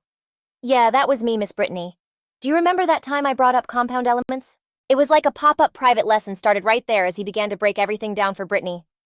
I accidentally found out that for the fire element to burn, it actually needs another compound element, which I'm kinda calling oxygen for now. Without oxygen, the burning stops immediately and the fire magic just vanishes with it. Miss Brittany crossed her arms, listening to every single word her student was saying. So you're saying you just controlled that compound element called oxygen and that's how you put out my fireball spell? Blair nodded to confirm.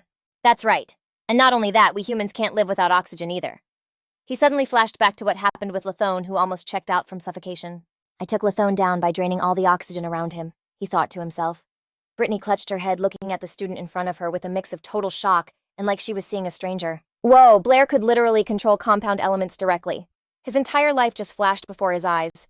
From being a little kid to now his life had always been totally tangled up in the chaos of magic with fire and water elements completely mixed together. Up until this point, you could only control magical elements using special chants and hand signs. That was the huge deal that made them different from compound elements.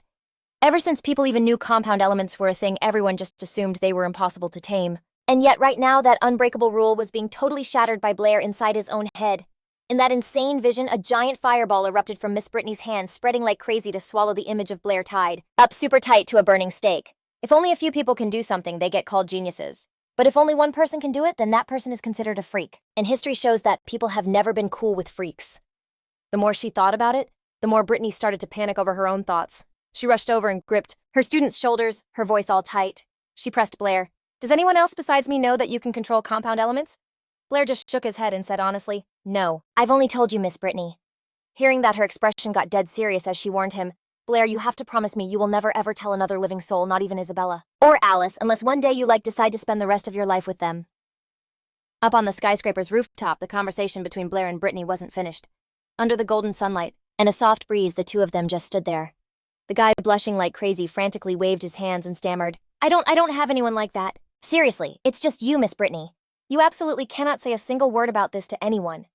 Brittany kept a stone-cold serious face, holding out her right hand and demanding that Chen Luo make a vow. Otherwise, there was no way she could trust him. You have to swear, she said.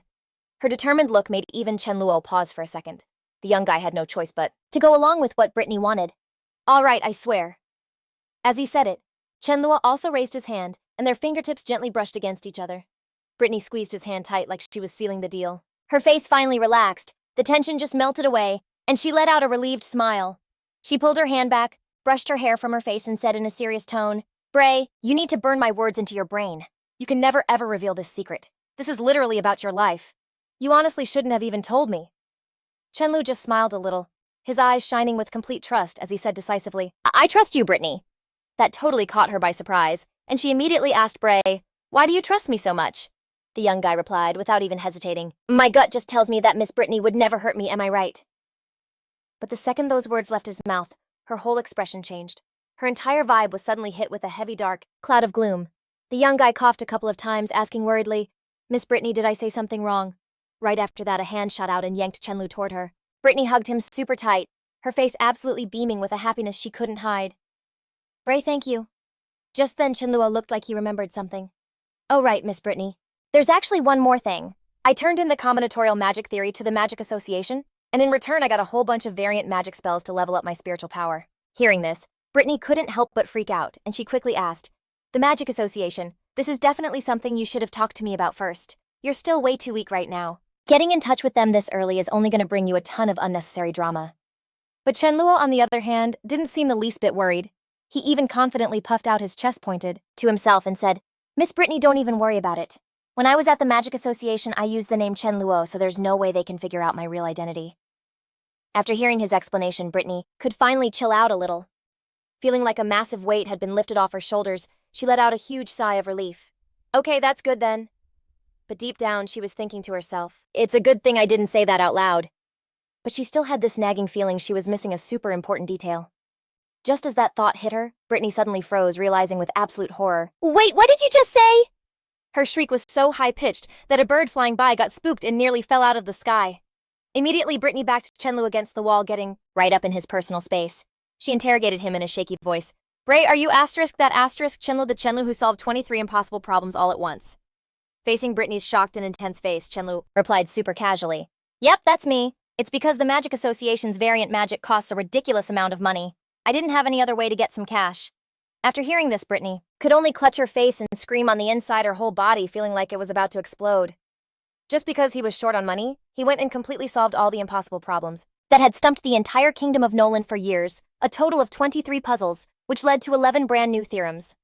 That mysterious genius nicknamed Luo Shen turned out to be her very own student. Seeing her totally freaking out like two different people were fighting inside her head, and with that super weird look in her eyes, Brian just had to ask, Miss Brittany, you good? All of a sudden, Brittany's eyes went ice cold.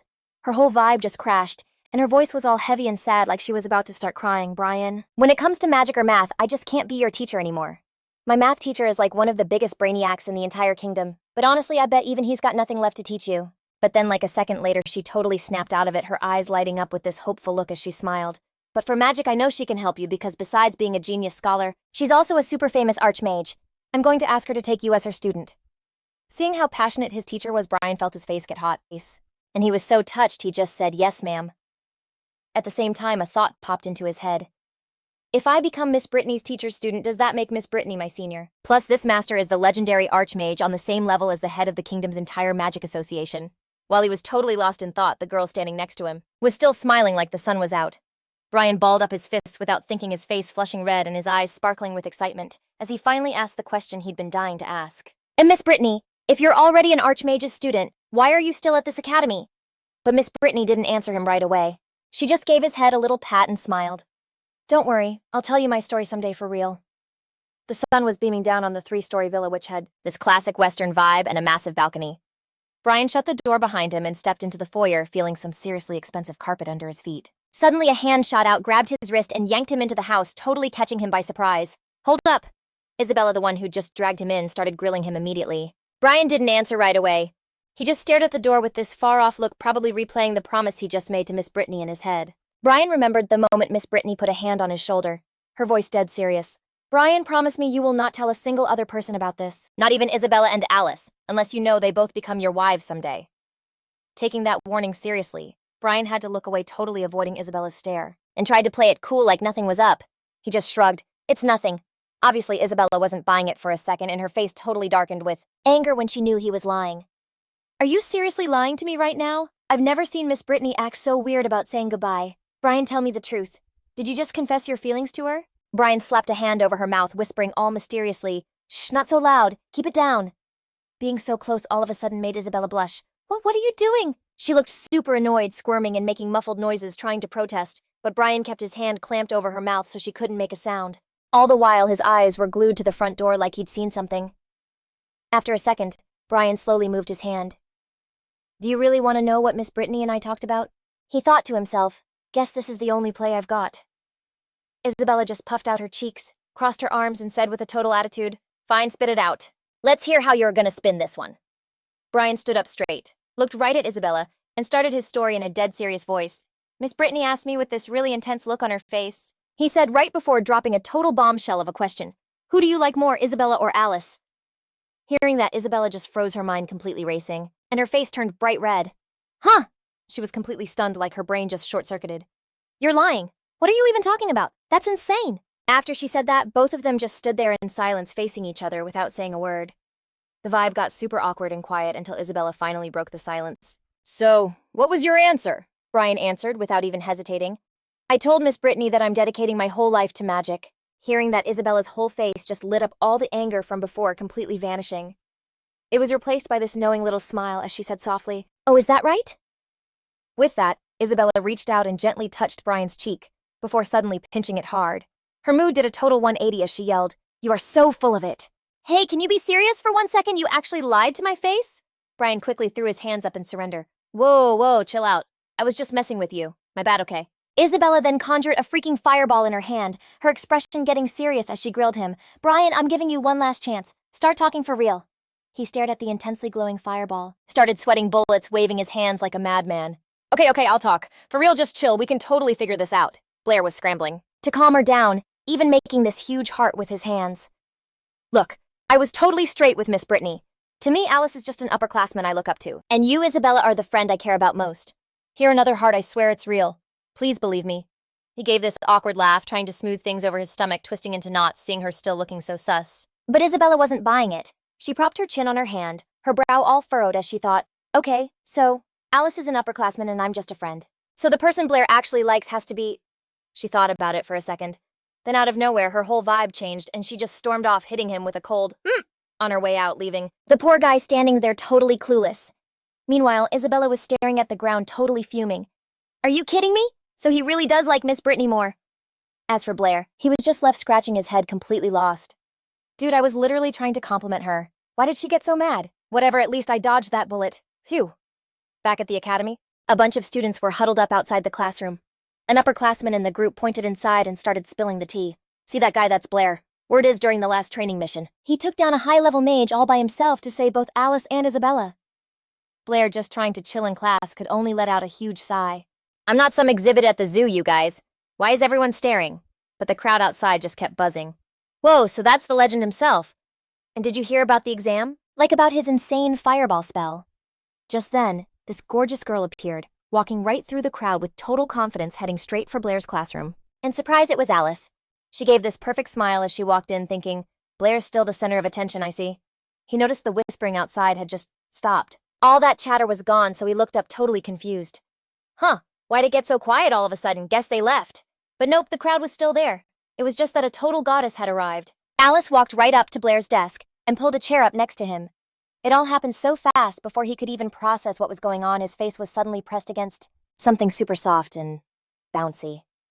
Whoa, this feels familiar.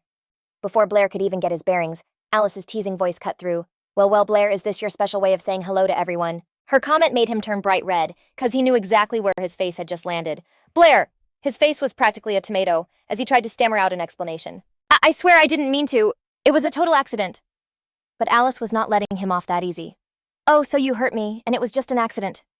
Blair immediately clasped his hands together, totally panicked. I'm so sorry, seriously, my bad for hurting you. A million apologies. Alice just covered her mouth to hide a giggle, her smile totally lighting up the room. Then she just casually pulled out a book. I'm just messing with you, but for real, I do need a favor, Blair. She gave him this super sweet smile and slid the book over. It's this. I have these 2 magic problems that are totally stumping me, so I had to come bug you again. Sorry to be a pain.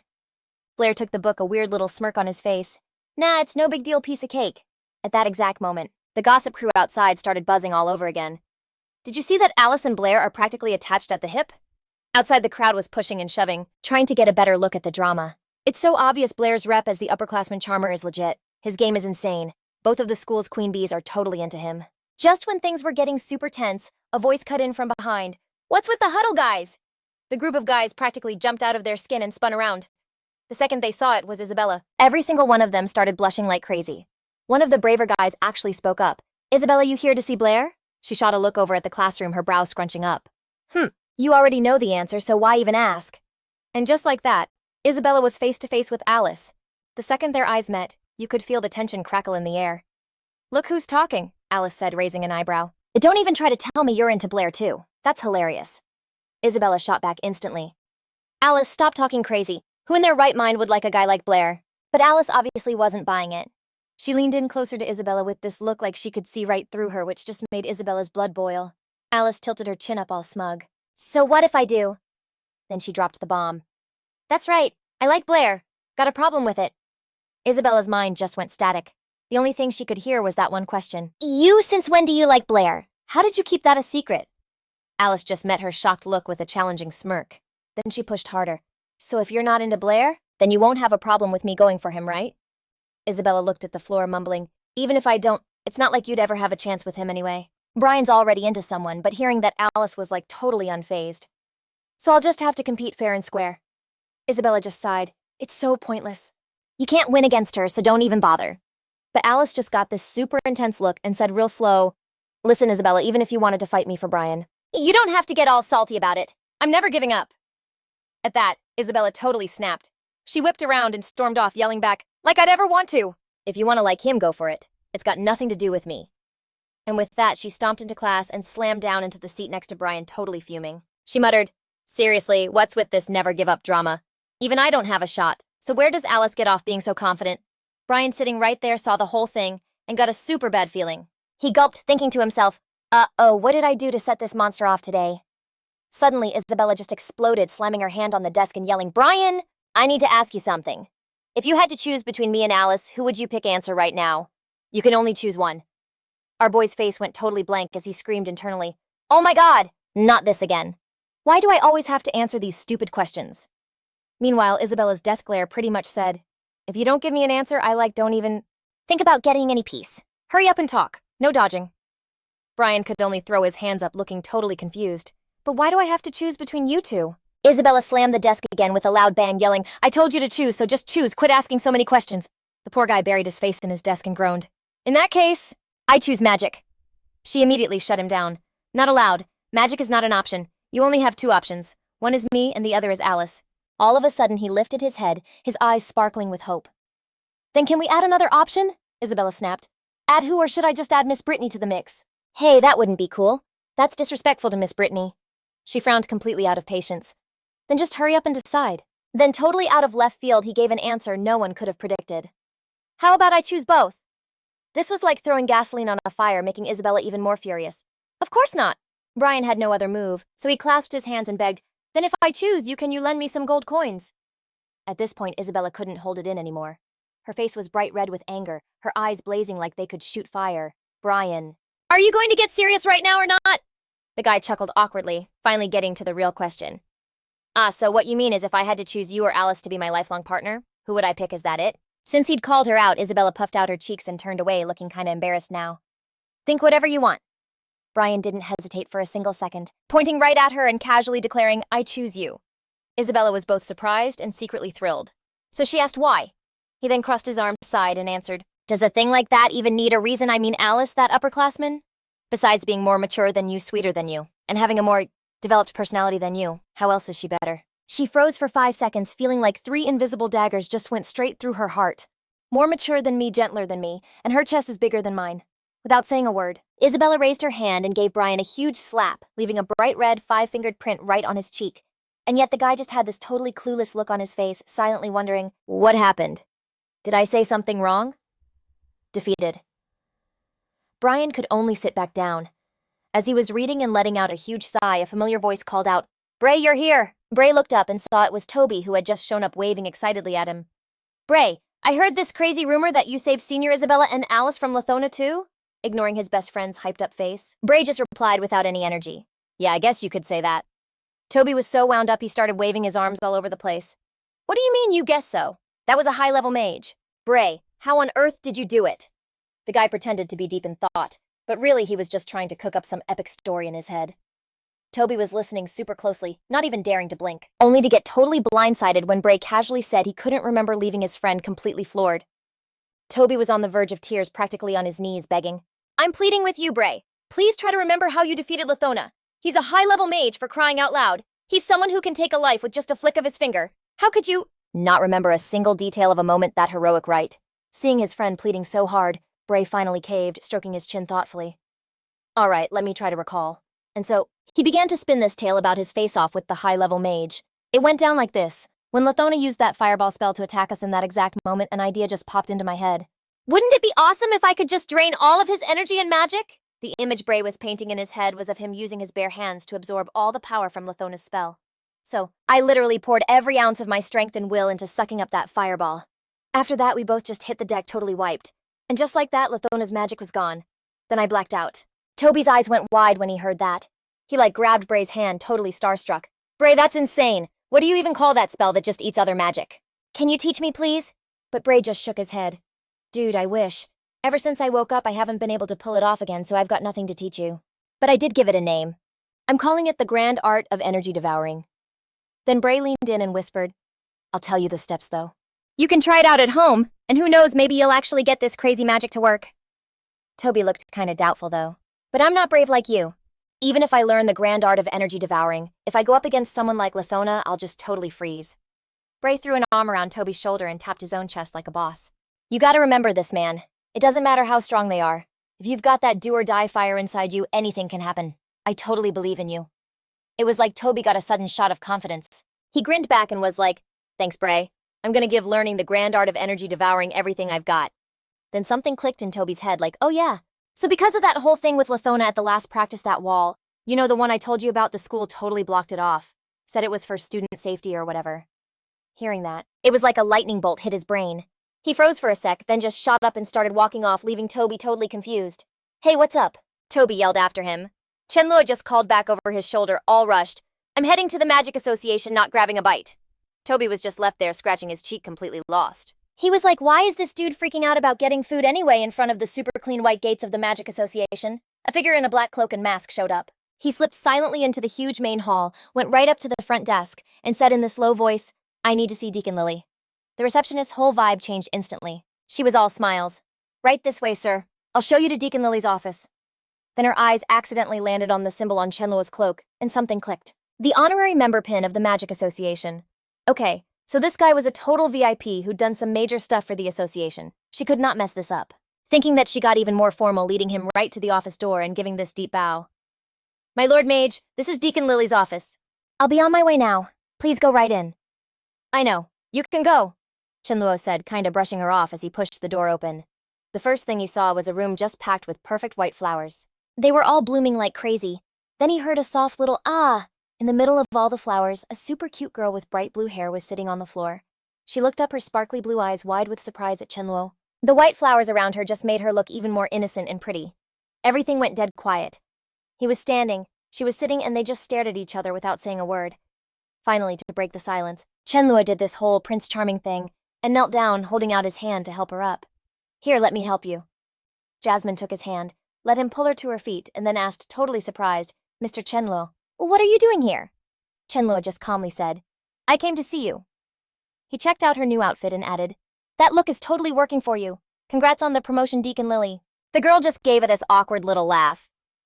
It's just, these new shoes are kinda high and I'm still getting used to them, Jasmine explained. Then all of a sudden, Chen Luo took her hand and gently pulled her a little closer, and that's when he saw a scratch on her arm. He immediately grabbed her arm with both hands, looking at it super closely. Did you fall because of the shoes? She yanked her arm back fast. Jasmine got all flustered. I was just being clumsy and I tripped. I wear heels to look more, professional. You don't have to worry, Mr. Chen Luo. Chen Luo suddenly pointed at Jasmine, a big impressed smile on his face. You really are a hard worker. You're totally living up to the hype, Manager Lily. The girl kinda shyly pushed up her glasses. It's really no big deal. Chen Luo then leaned in, his voice getting a little playful. All right, then let me ask my awesome money manager, my super reliable manager. What's the final take from that last upgraded magic spell, hearing that Jasmine handed him a report? Here's the profit report for your upgraded water element magic. It just came in from the capital. The grand total is 800 gold coins. That number made Chen Luo's eyes lock onto the report like they were glowing. He was thinking no way that upgraded water magic could make that much bank.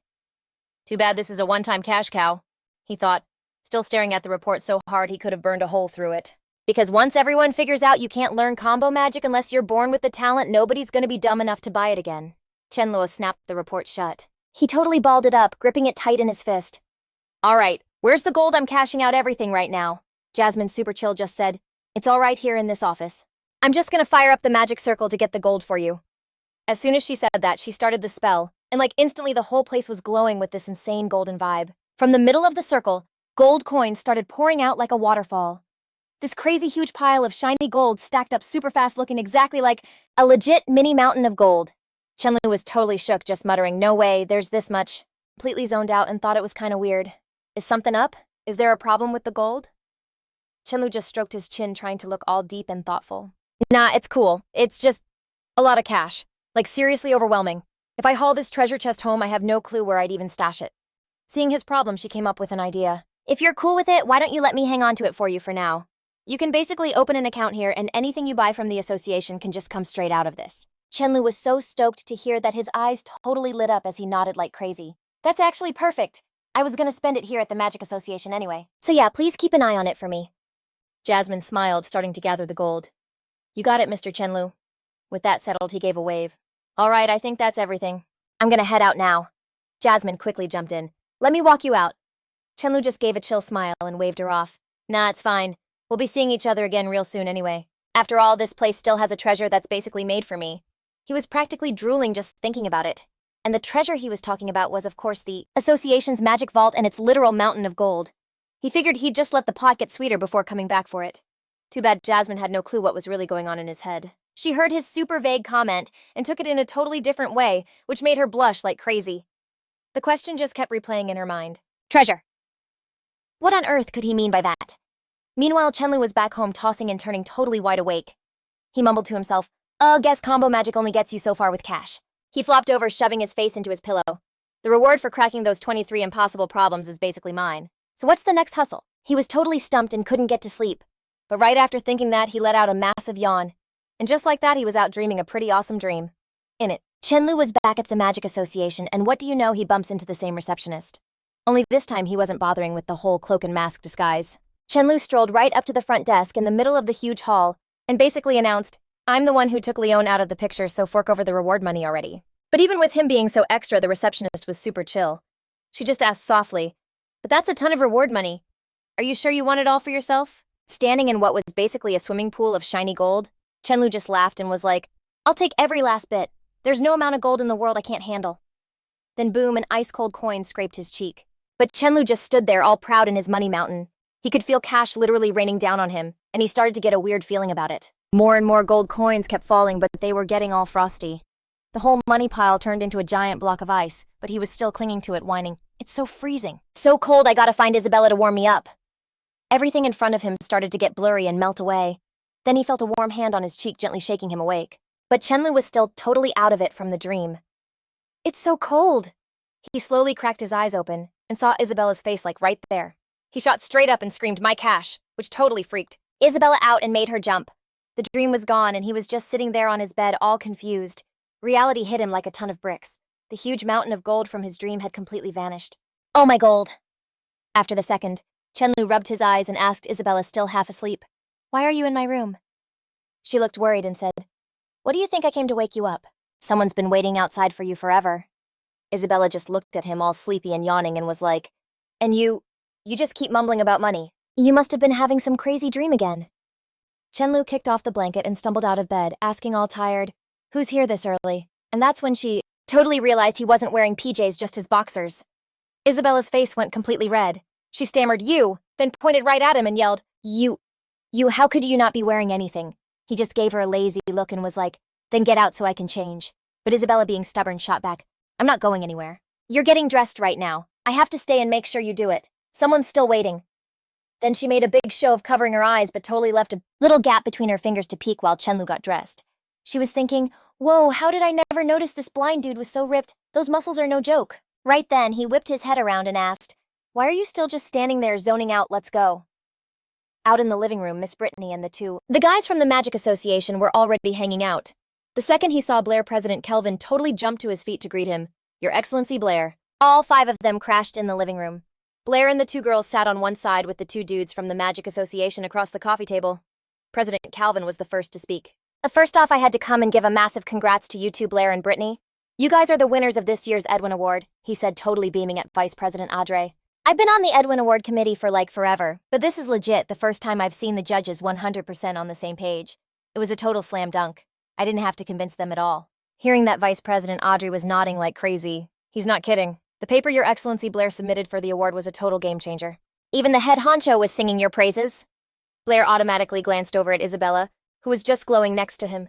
She looked so happy, and he couldn't help but smile to himself. This award, which had 0 prize money, didn't even compare to making Isabella this happy. If he'd known, he would have just brought her along. At least when she's in a good mood, she might toss him a few bucks to upgrade his meals. Just then, President Calvin looked like he remembered something. Oh right, I noticed that Your Excellency Brittany has cracked 2 of the bounty problems recently, and the way you solved them felt super familiar. Hearing this, Brittany turned and gave Blair's shoulder a little pat, smiling as she said, President Calvin, you've got a seriously sharp eye. Honestly, I just built on Blair's idea from when he solved that 7 bridges problem back in the Capitol. President Calvin's face immediately lit up with understanding. That explains everything. Your Excellency Blair, your talent for math is just insane. The whole process for solving the 7 bridges problem in the Capitol, we all totally got it. But taking that idea and using it to solve other problems like Miss Brittany did is next-level stuff. Brittany got a little shy and rubbed her ear. Not at all. I'm just playing around and learning. I've just been deep in my research lately. President Calvin's whole vibe suddenly got more serious. Hold on. That topology theory that's been making waves lately? Was that you? She was totally straight up about it. Yeah, that's right. But for real, the core idea for topology came from Blair a long time ago. He's the one who basically started this whole branch of math. President Calvin spoke up again. I have total faith in Your Excellency Blair's skills and in Your Excellency Brittany's passion for math. With you two teaming up, I'm sure topology is going to become a whole legit field of study super fast. Blair picked up his water and took a sip, thinking to himself that topology is a huge cornerstone of modern math. How were he and Miss Brittany supposed to figure out this entire system by themselves? Just then, Vice President Audrey chirped up, saying something that made him literally choke on his water. It would be awesome if His Excellency Chen Luo could also jump in on the topology research, cause he's Lu Shen, the one who solved all 23 of those insane problems. President Calvin quickly put a hand on his vice president's shoulder to stop him. Whoa, chill out. The math gods have blessed us. Everything we have right now is the most perfect setup. Isabella immediately started patting the coughing Blair on the back. Are you okay? Then she just innocently said what she was thinking. No matter how much of a genius that Lu Shen guy is, nobody even knows where to find him. So I think Blair and Miss Brittany are way more of a sure thing. After he finally got his breath back, he put his glass on the table and said, We've held you guys up long enough, President Calvin and Vice President Audrey. You two must be crazy busy, so we won't keep you any longer. President Calvin quickly shot back, No, we're the ones who dropped in on you. Adrian and I will get out of your hair now. After they saw their guests out, a glass of water and a dish that looked super delicious were still on the table. Isabella immediately grabbed her glass of water. She threw her head back and chugged the whole thing in one go. This made Brittany sitting next to her ask all confused, Isabella, what's up with you? All Isabella could do was frantically fan her mouth trying to deal with the insane spice. What in the world did you put in this? It's so spicy, I'm literally going to die. Meanwhile, Blair calmly picked up a piece, popped it in his mouth, and just casually replied, I just added a kind of spicy herb seasoning. Isabella winced, her face all scrunched up from the heat. What the heck is a spicy herb seasoning? Blair gestured over to the potted plant on the table. It's that one. I think it's delicious. Isabella just stared, completely floored. Huh, are you messing with me? That's obviously a 5-colored horned flower. It's for decoration. How on earth did you even know it was spicy? Brittany just gave a little smile and said gently, Next time if you're out of something, just let me know, okay? It's a good thing that plant was actually edible. Because if you were this reckless again, I'd hate to think what would happen. Blair said with a smile, putting a piece of food in her bowl. It's not like that. I know exactly what it is. Go on, eat. It's totally fine. Seeing this, Isabella got super jealous, pointing at her own bowl and pouting, Hey, I want some too, put some in my bowl. He just casually pointed at the glass of waters on the table. Like maybe you should stick to water instead. If you can't hang with the spicy stuff, don't force it.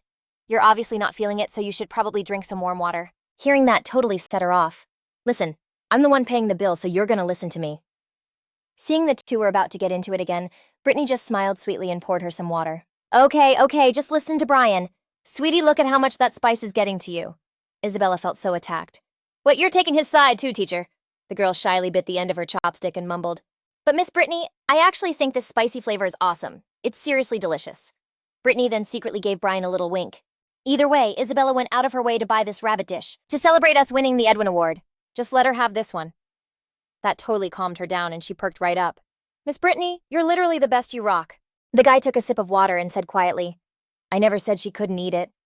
Isabella immediately slid her glass toward the teacher, grinning like crazy. Miss Brittany, I want ice in my water too. Brian instantly shut that down. Nope, absolutely no ice for her. Isabella frowned and shot back. But you're drinking it. He just turned away and lazily replied, Have you ever heard of taking care of yourself? A few ice cubes got dropped into her glass anyway, and she gulped it down super happily. Brian could only watch, totally helpless, without saying another word.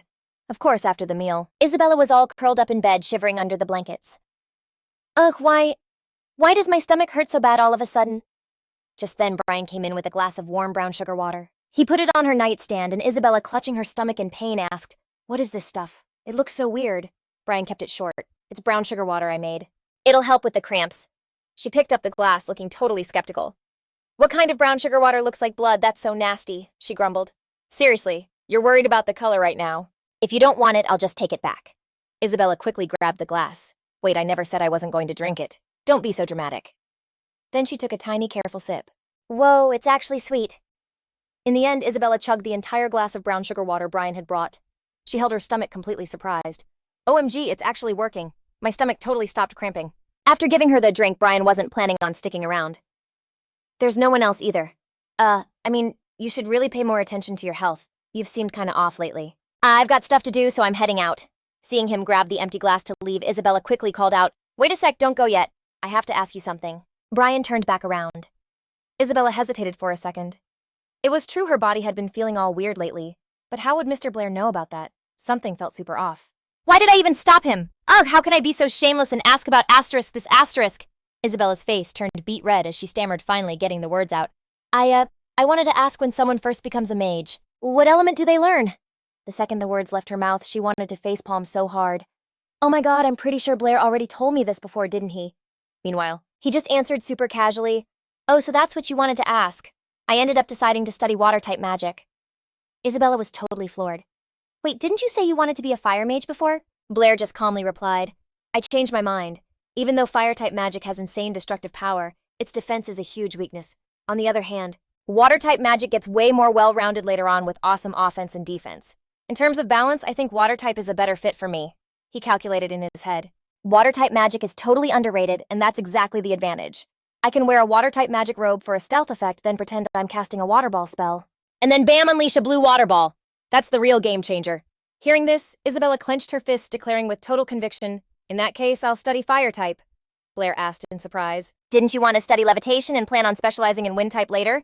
Why the sudden 180?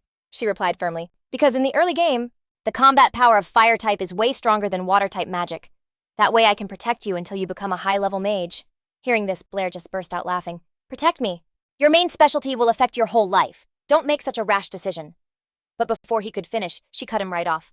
"I've already decided." Blair looked straight into Isabella's eyes, and the two just stared at each other in silence. Seeing her unshakable determination, Isabella suddenly dropped her gaze. "Blair, don't you trust me?" Blair stepped forward and gently patted her head. "You should worry about protecting yourself first." Time went by, and on a super bright and sunny day, Brittany with a huge smile slid some ridiculously hard math problems over. "Blair, could you help me with these? I've been staring at them for days and have gotten literally nowhere." Blair took the papers. "All right, let me give it a shot." Isabella, who had been standing there silently, suddenly said, "Then I'm gonna head back to the magic training room first," and turned to leave. Brittany asked curiously, "What's up with Isabella lately? She's not as super clingy with you as she used to be." She was just thinking out loud. Like back in the day, she totally would have stuck around to help us with this stuff instead of ditching us to practice magic all by herself. He just kind of smiled and said, "It's because she's finally getting serious. She's going all in on her magic practice." At the same time, Isabella was hiding by the door, peeking in and making a promise to herself. "I have to get stronger and I have to do it fast. That's the only way I can stand by Blair's side. Right now, I'm still way too weak." Inside the training room, Isabella was grinding away at her magic practice. Suddenly, Alice threw the door open and asked, "Is Blair in here?" The random question totally threw Isabella off her game, and she turned to look. Alice just raised an eyebrow. "Why are you the only one here? Where's Blair?" Isabella looked down and muttered, "Blair's in Miss Brittany's office. They're working on some crazy hard math problems. If you want to join them, you can head over there." Hearing that, Alice put on a big act, covering her mouth. "Oh, if that's the case, I won't go bother them. I actually had some amazing news for Blair, but I guess I'll just have to tell you first," Alice thought to herself, getting seriously annoyed. What is up with Isabella lately? I totally dropped Blair's name to get a reaction, and she didn't even get mad. With that thought, she decided to push her buttons some more, whipping out a certificate to rub in her face. "Oh, look at this! I'm the very first student at Street Donudis Academy to be promoted to a novice mage. So what about you? I wonder how long it'll take you to get this." Isabella reached out for the certificate, her eyes turning ice cold. "Perfect timing. Let me test out my fireball spell." Alice snatched the certificate back, snapping, "Isabella, are you insane? All you do every single day is practice that fireball spell. Did you burn all your feelings away or something?" With that, Alice stormed off in a huff. Isabella just looked sadly out the window, whispering, "A novice mage." Winter came and snow started to fall, covering everything in white. Isabella, wearing a red sweater, stood by the window just staring out. It's already snowing on the first day of winter break. She balled her fists, her eyes filled with determination. "Even if it's snowing, I have to start my journey." At the front door, Chen Luo was already waiting for her in a red scarf. Surrounded by all the white snow, the second Isabella stepped outside, he turned to lead the way, his voice full of confidence. "I knew you'd come. Let's go." She rushed to stop him. "You don't have to come. It's freezing out here. You should just stay home. I can go by myself." Chen Luo just smiled and said, "It's no big deal. I was planning on getting my beginner-level mage certification anyway. It'll be way more fun if we go together." Isabella was so shocked she had to cover her mouth. "What, your spiritual power is already strong enough to do beginner-level magic? To prove it, He cast a simple water spell right in front of her and said casually, "Yep, I finished learning all the beginner-level magic for all 4 elements a few days ago," Chen Luo thought to himself. To be real, this beginner-level mage certification isn't that impressive, but at least it works as a form of ID. Dressed in her water element cloak, Isabella walked along behind him. She called out softly, "Blair." Chen Luo turned back confused. "What's up?" Isabella's expression suddenly got super serious, which was so not like her. "I have something I need to ask you." Hearing her serious tone, he literally felt a shiver run down his spine. He broke into a cold sweat. "Oh great, here we go again." The two of them just stood there looking at each other as the snow fell. The whole vibe suddenly got super tense. Isabella finally broke the silence. "Blair, how is your spiritual power getting so strong so fast?" A million questions were swirling in her head. It was so obvious that when they first met, Blair couldn't even summon one little fireball. And now, after just 1 semester, Isabella's expression got dark. He's not just strong enough to get a beginner-level mage certification, but he's also mastered the beginner magic of all 4 elements. She didn't even notice she was clenching her fists. Once he's officially a beginner-level mage, the gap between me and Blair is just going to get even bigger. Seeing the look on her face, Chen Luo gave her a warm smile. "Everyone learns magic at their own pace. Don't stress about it so much." He moved in closer, gently patting her head. "Just you wait. When I become a high-level mage, I'll definitely protect you." Isabella's face turned bright red as she brushed his hand away. Who needs your protection? For all you know, I might become a high-level mage before you do." Not one to back down, he shot back. "No way. It'll totally be me first. You just wait." And like that, the two of them bickered the whole way to the Magic Association. When they got there, Isabella made a beeline for the stairs. "The Fire Element Mage certification is on the 2nd floor. I'm gonna go up. I'll find you when I'm done." Chen Luo gave her a thumbs up to cheer her on. "Good luck." Just then, a guide walked over to him with a friendly smile. "Hello, sir. Mr. Bradley had some urgent business pop up and has been gone for the past few days. Because of that, today's beginner-level water magic certification will be handled by Lord Zas. Lord Zas is known for having crazy high standards, so you should probably brace yourself." Chen Luo could only scratch his head and give a nervous smile. "Got it. Thanks." After she spoke, the guide raised her hand to knock on the door. "Lord Zas, there's a gentleman here for the beginner-level mage certification." A deep voice rumbled from inside the room. "Send him in." This was the water magic certification area. The moment he stepped into the room, he spotted this dude sitting at a desk on the other side. The guy Zas flipped a page in his book without even looking up and was like, "All right, hit me with a basic water spell and make it snappy." Before Zas could even flip the next page, he heard Chen Luo go, "Done." Zas totally froze, looking up like, "Wait already." And when he did look up, Zas was totally shook to see the kid had made a freaking Superman head out of water just floating there. "So, is this good enough, sir?" Zas was completely floored. Not only was it crazy fast, but this kid also had insane control over the water's shape. "Okay, that's seriously impressive, but this specific shape?" The man clapped, totally amazed. "Your casting speed is just unreal. Your spiritual power is super concentrated. It's obvious you've been grinding hard even way back as an apprentice." The kid just smiled back and said, "Thanks." But then Zas stroked his chin, looking all suspicious. "Hey, have we met before?" Chen Luo totally flinched and rushed to say, No way. This is literally my first time ever stepping foot in the Magic Association for my certification." The old mage was floored. "What, your first time?" Chen Luo was freaking out inside. "Oh, I'm so dead. He's totally met the other Chen Luo." Zas jumped to his feet, his whole vibe changing as he said in this super harsh tone, "Your first time here and you're already going for a junior mage cert. Does that mean you're not even a magic apprentice? Why are you trying to jump the line and skip levels?" Chen Luo was screaming inside. "It's over. I'm toast. When I registered as a fire magic apprentice, I used the name Chen Luo, but this whole Blair identity is a clean slate. How am I supposed to explain this mess?" The kid started waving his hands around like a maniac trying to explain himself. It's just that I get so caught up in my training that I totally forgot to register for the apprentice certification." The old mage's brow furrowed, his eyes practically screaming, "I don't believe you. That's total bull. In the Nolan Kingdom, every single kid has to get certified as a magic apprentice the year they turn 8. He'd personally overseen like 1,000,000 of those ceremonies for kids," he said, dead serious. "And you? The fact that you don't even have apprentice status by now proves one thing. You've had 0 magic talent since you were a little kid." He pictured all these other kids grinding away at their magic, a total 180 from the Chen Luo standing in front of him. Someone with no natural talent has to rely on pure hardcore training to build up their power piece by piece. So if that's true, how could you possibly hit junior mage level before you're even 20 for a no talent? That's pretty much impossible no matter how hard you grind." Zas declared, totally confident. "Oh, I get it now. You've either taken some kind of forbidden magic potion, or you've been practicing forbidden magic." Getting hit with an accusation that heavy, Chen Luo was totally stunned. "Whoa, what the heck? What are you even saying? But before he could finish, the old mage started casting. "Save your excuses for the Council of Judges! Now zip that lying mouth of yours!" Chen Luo yelled back. "Hey, I wasn't even finished talking." He let out a little sigh, thinking to himself, Guess I gotta chill this dude out before we can actually talk. Chen Luo threw down some water magic, whipping up a water dragon to block the attack. Is that the fire dragon technique? Zas's mind was completely blown. No way! How can a water mage use the fire dragon technique that's like a signature move for mid-level fire mages, and he just pulled it off like it was nothing? Okay, you're seriously sketchy. Realizing things were getting way out of hand, he knew he had to use his ultimate move. Looks like I'll have to use some high-level water magic, the water burial technique, to take you down! A giant orb of water started to form under his control. The water dragon's head roared and charged, and the two massive streams of water magic totally smashed into each other, creating this huge pillar of water that splashed everywhere. Zas got caught in the middle of it, completely soaked from head to toe. Chen Luo then asked kinda carefully, "So, looks like you've chilled out a bit now, right?" Please just let me explain. The whole reason I don't have my apprentice cert is because I was on the totally wrong path before. He started explaining calmly. When I was a kid, I was dead set on becoming a fire mage, but plot twist. The fire element just wasn't into me. I got absolutely nowhere, no matter how hard I tried. Chen Luo then formed a little stream of water in his hand. Then totally by accident, I found out I'm actually crazy good with water magic. So I had to start my training all over from square one, and that's why I missed the whole apprentice certification thing. He looked down at the swirling ball of water in his hand. Besides, I'm not the prodigy you think I am. For now, at least, I still haven't totally nailed the water dragon technique. Like, at best, I can only keep it going for a second before it just fizzles out. Zas kept his stone-cold expression. You really think you can fool me with a story like that? Chen Luo just put his hands on his hips and smirked. Oh, and I almost forgot to mention.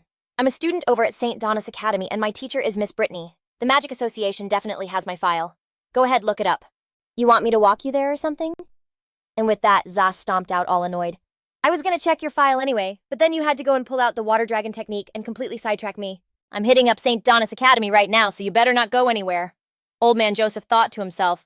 Okay, anyone who can get into St. Donna's has to be from a super important family or be a literal genius. Could I have been totally wrong about him?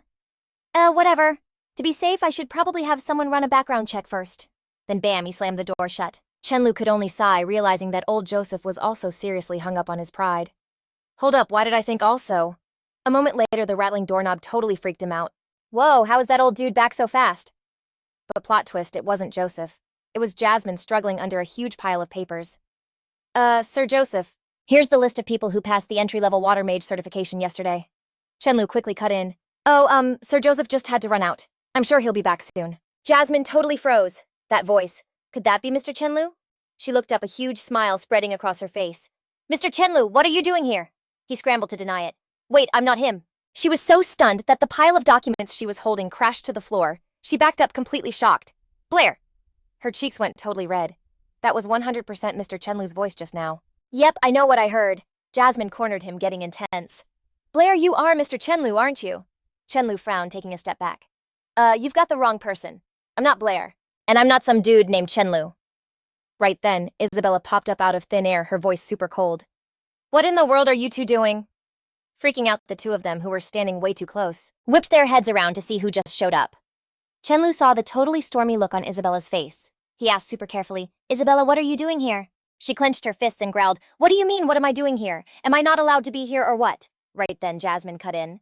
I'll let this go for today, but you have to promise me one thing. Next time we see each other, you have to tell me the truth yourself. While he was hesitating, Isabella's anger just exploded as she pointed right at them. And what's more, why were you two getting all close and cozy? Are you hiding some secret thing from me? They glanced at each other and then said together, We were... Isabella didn't wait to hear the rest. She immediately threw a fire spell, and flames of pure rage just erupted around her. Blair, you have some serious nerve flirting with an assistant from the Magic Association right behind my back. And to make it worse, Jasmine was still gripping Chen Luo's hand super tight, which was making him freak out even more. Stop pulling and please say something to explain what's happening. Jasmine let go of my hand. At this rate, Isabella's actually gonna set me on fire. Chen Luo cried out, totally helpless. Seriously, say something. At last, Jasmine finally spoke up. Hold on. Hi, Lady Isabella. Mr. Blair wasn't flirting with me at all. I was just ordered by my boss to come here and supervise him. I'm really sorry that this caused a misunderstanding, my lady. Hearing that, Isabella's anger just melted away, and she knelt down to help Jasmine pick up the papers that were all over the floor. But why does Blair need someone to watch him? Jasmine answered as she gathered the documents. I'm just following orders. I don't know anything else, so you'd be better off asking Mr. Blair directly. With that, she picked up the whole stack of papers and turned to leave. I still have to drop these documents off, so if you'll excuse me. Chen Luo was just stuck there, completely at a loss for words. Isabella quickly called out to her. I feel like I've seen you somewhere before. Did we meet at the academy? Hey, wait a sec, don't go. She then turned to him and asked, okay, what is actually going on? Weren't you just here to get your beginner mage license? Why would someone be sent to supervise you? And that assistant, I just can't shake the feeling that I've seen her before. Chen Luo could only manage an awkward laugh. It's a long story. Basically, let me just start from the beginning. After hearing the whole crazy story, Isabella just burst out laughing. To think they'd actually use forbidden potions to mess with forbidden arts. That's such a joke. The young man just held his hands up like, what can you do? He was probably afraid I was going to make a run for it. So he called that official over to watch me. You get the picture now, right? She just smiled, showing she totally understood. Right at that moment, the doorknob started turning again. And seeing who it was, who had just walked in, Blair didn't waste a second. Lord Zass, how's that investigation of yours coming along? The official adjusted his glasses and answered, Mr. Blair, my deepest apologies. I was being completely reckless just now. There are absolutely no problems with your identity. I really hope you can forgive how blunt I was earlier. On top of that, our president would also like to have a word with you. After he finished, he gestured to a man with white hair and made the introduction. Mr. Blair, this is our president, Lord Angus. The man who was just introduced offered a greeting, then politely held out his hand to the young man. Mr. Blair, you are a truly incredible talent. Even Zass was so shocked he couldn't believe his own eyes, which is what led to this whole unnecessary misunderstanding. This just goes to show that you're not only a genius magician, but a well-known mathematician as well. The young man quickly returned the handshake. You're flattering me, President Angus. I'm really just an ordinary person.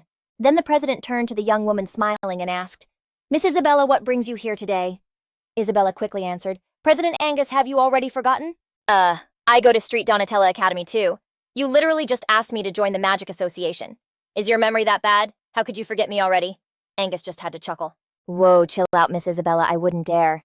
I was just curious what you were doing here. So, are the rumors about you and Mr. Blair for real? Blair jumped in totally surprised. Wait, you're already in the Magic Association? Isabella just raised an eyebrow, all confident, duh. President Angus himself told me I've got a crazy high aptitude for magic. I'm definitely going to be a St. Magus in the future. So how about that feeling the pressure now, are we? Angus quickly jumped in to break it up. So, you two already know each other. That explains everything. I mean, anyone who can hang with Miss Isabella has got to be special. So, Mr. Blair, I'd like to formally invite you to join our Magic Association. What do you say? The guy totally lit up. Thanks for the offer. Of course I'm in. Does this mean my junior magician cert is approved then? Zass then handed him a robe and was like, my bad, this was an oversight. Here's the official robe for a junior magician and a member's medal. It'll look pretty sweet with your gear. The metal pin on the robe has a water droplet on it. You know, the symbol for the water element. You're now officially a junior water element magician. Blair took the robe super respectfully. In that moment, just touching the new magic robe made it feel like he was actually for real in this world.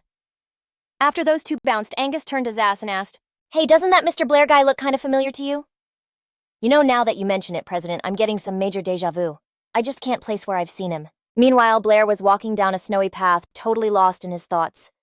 Even though being a junior magician was a level up from an apprentice, the elementary level magic the association sold was also way more expensive.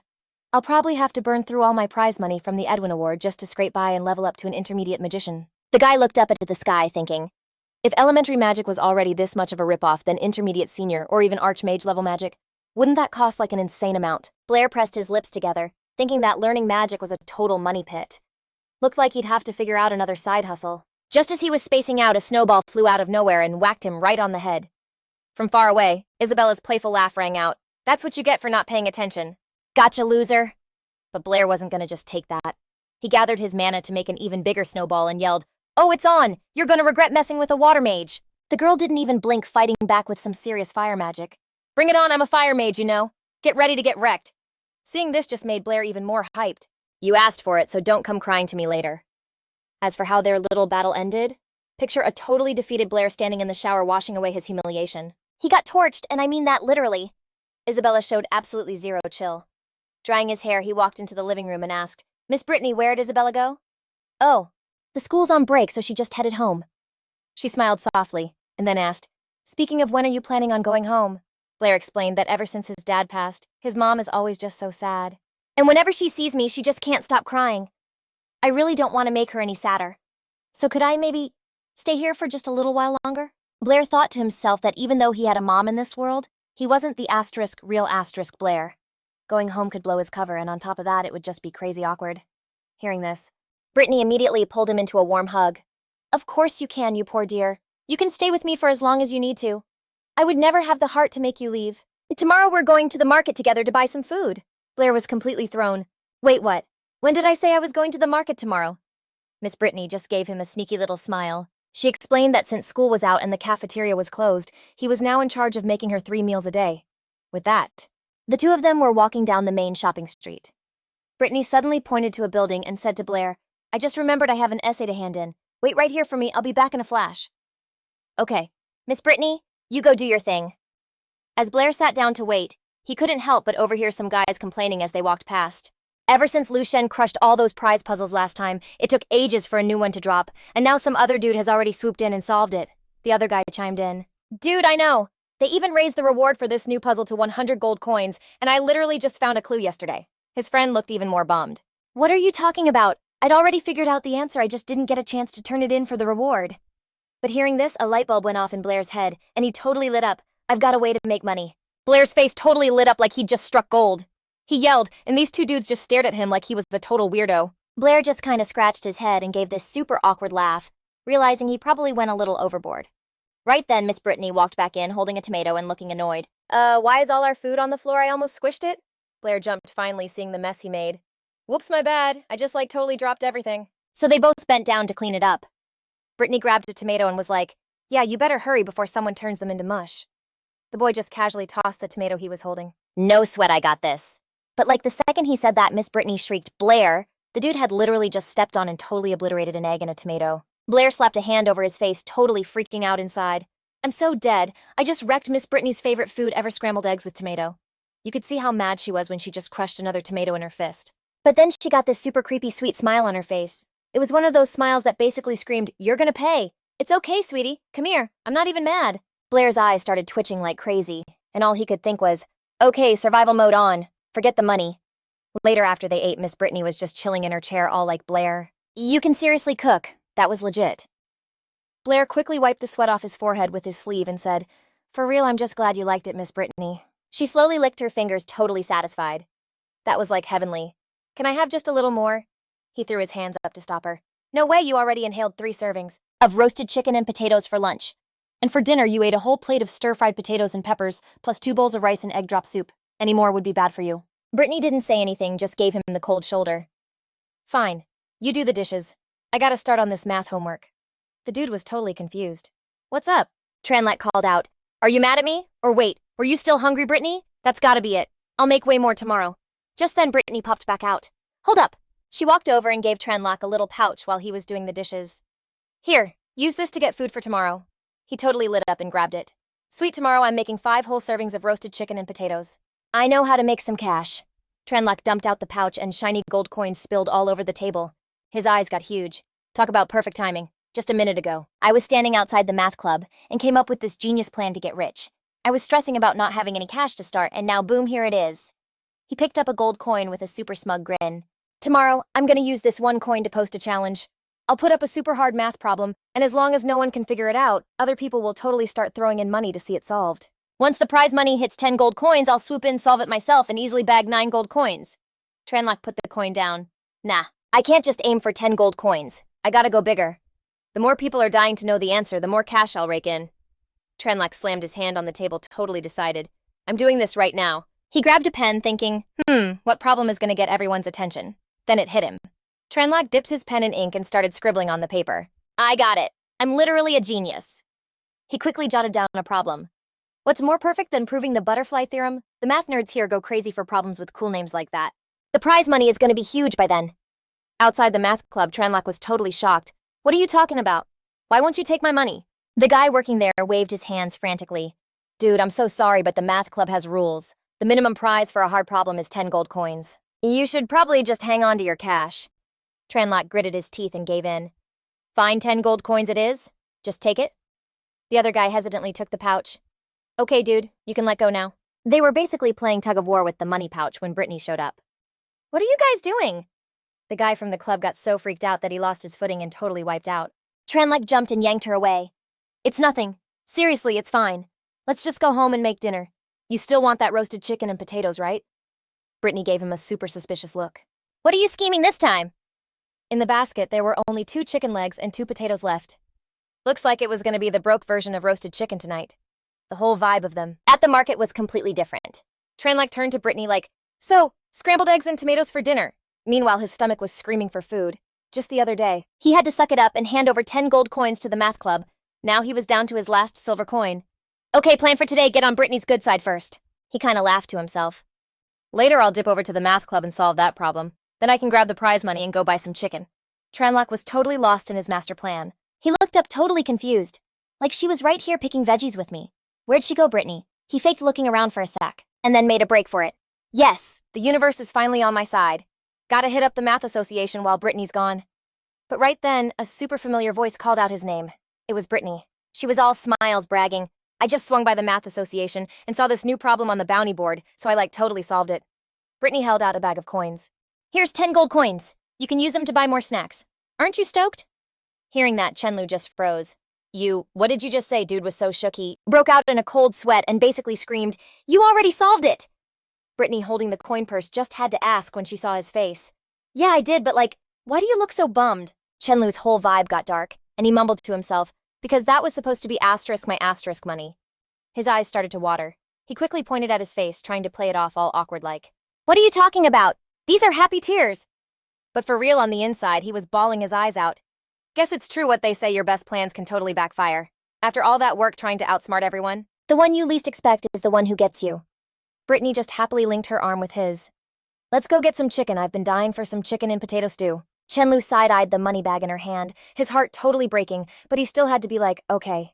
He secretly swore to himself that from now on he had to be way more careful if he wanted his epic money-making plan to work. The next morning, Chen Luo yanked open the curtains, letting the sun stream in, and a brand new sneaky plan just popped into his head. He had to be out of there before 2 o'clock. He clutched this huge bag of money, did a quick paranoid look around, and then super quietly opened the door, having planned every single detail. This way, Brittany would probably just be waking up, so she'd have zero reason to follow him. Chen Luo slowly turned the handle, feeling pretty pleased with himself. A totally perfect plan. He was already halfway there, holding his books, and the money walking like he owned the place.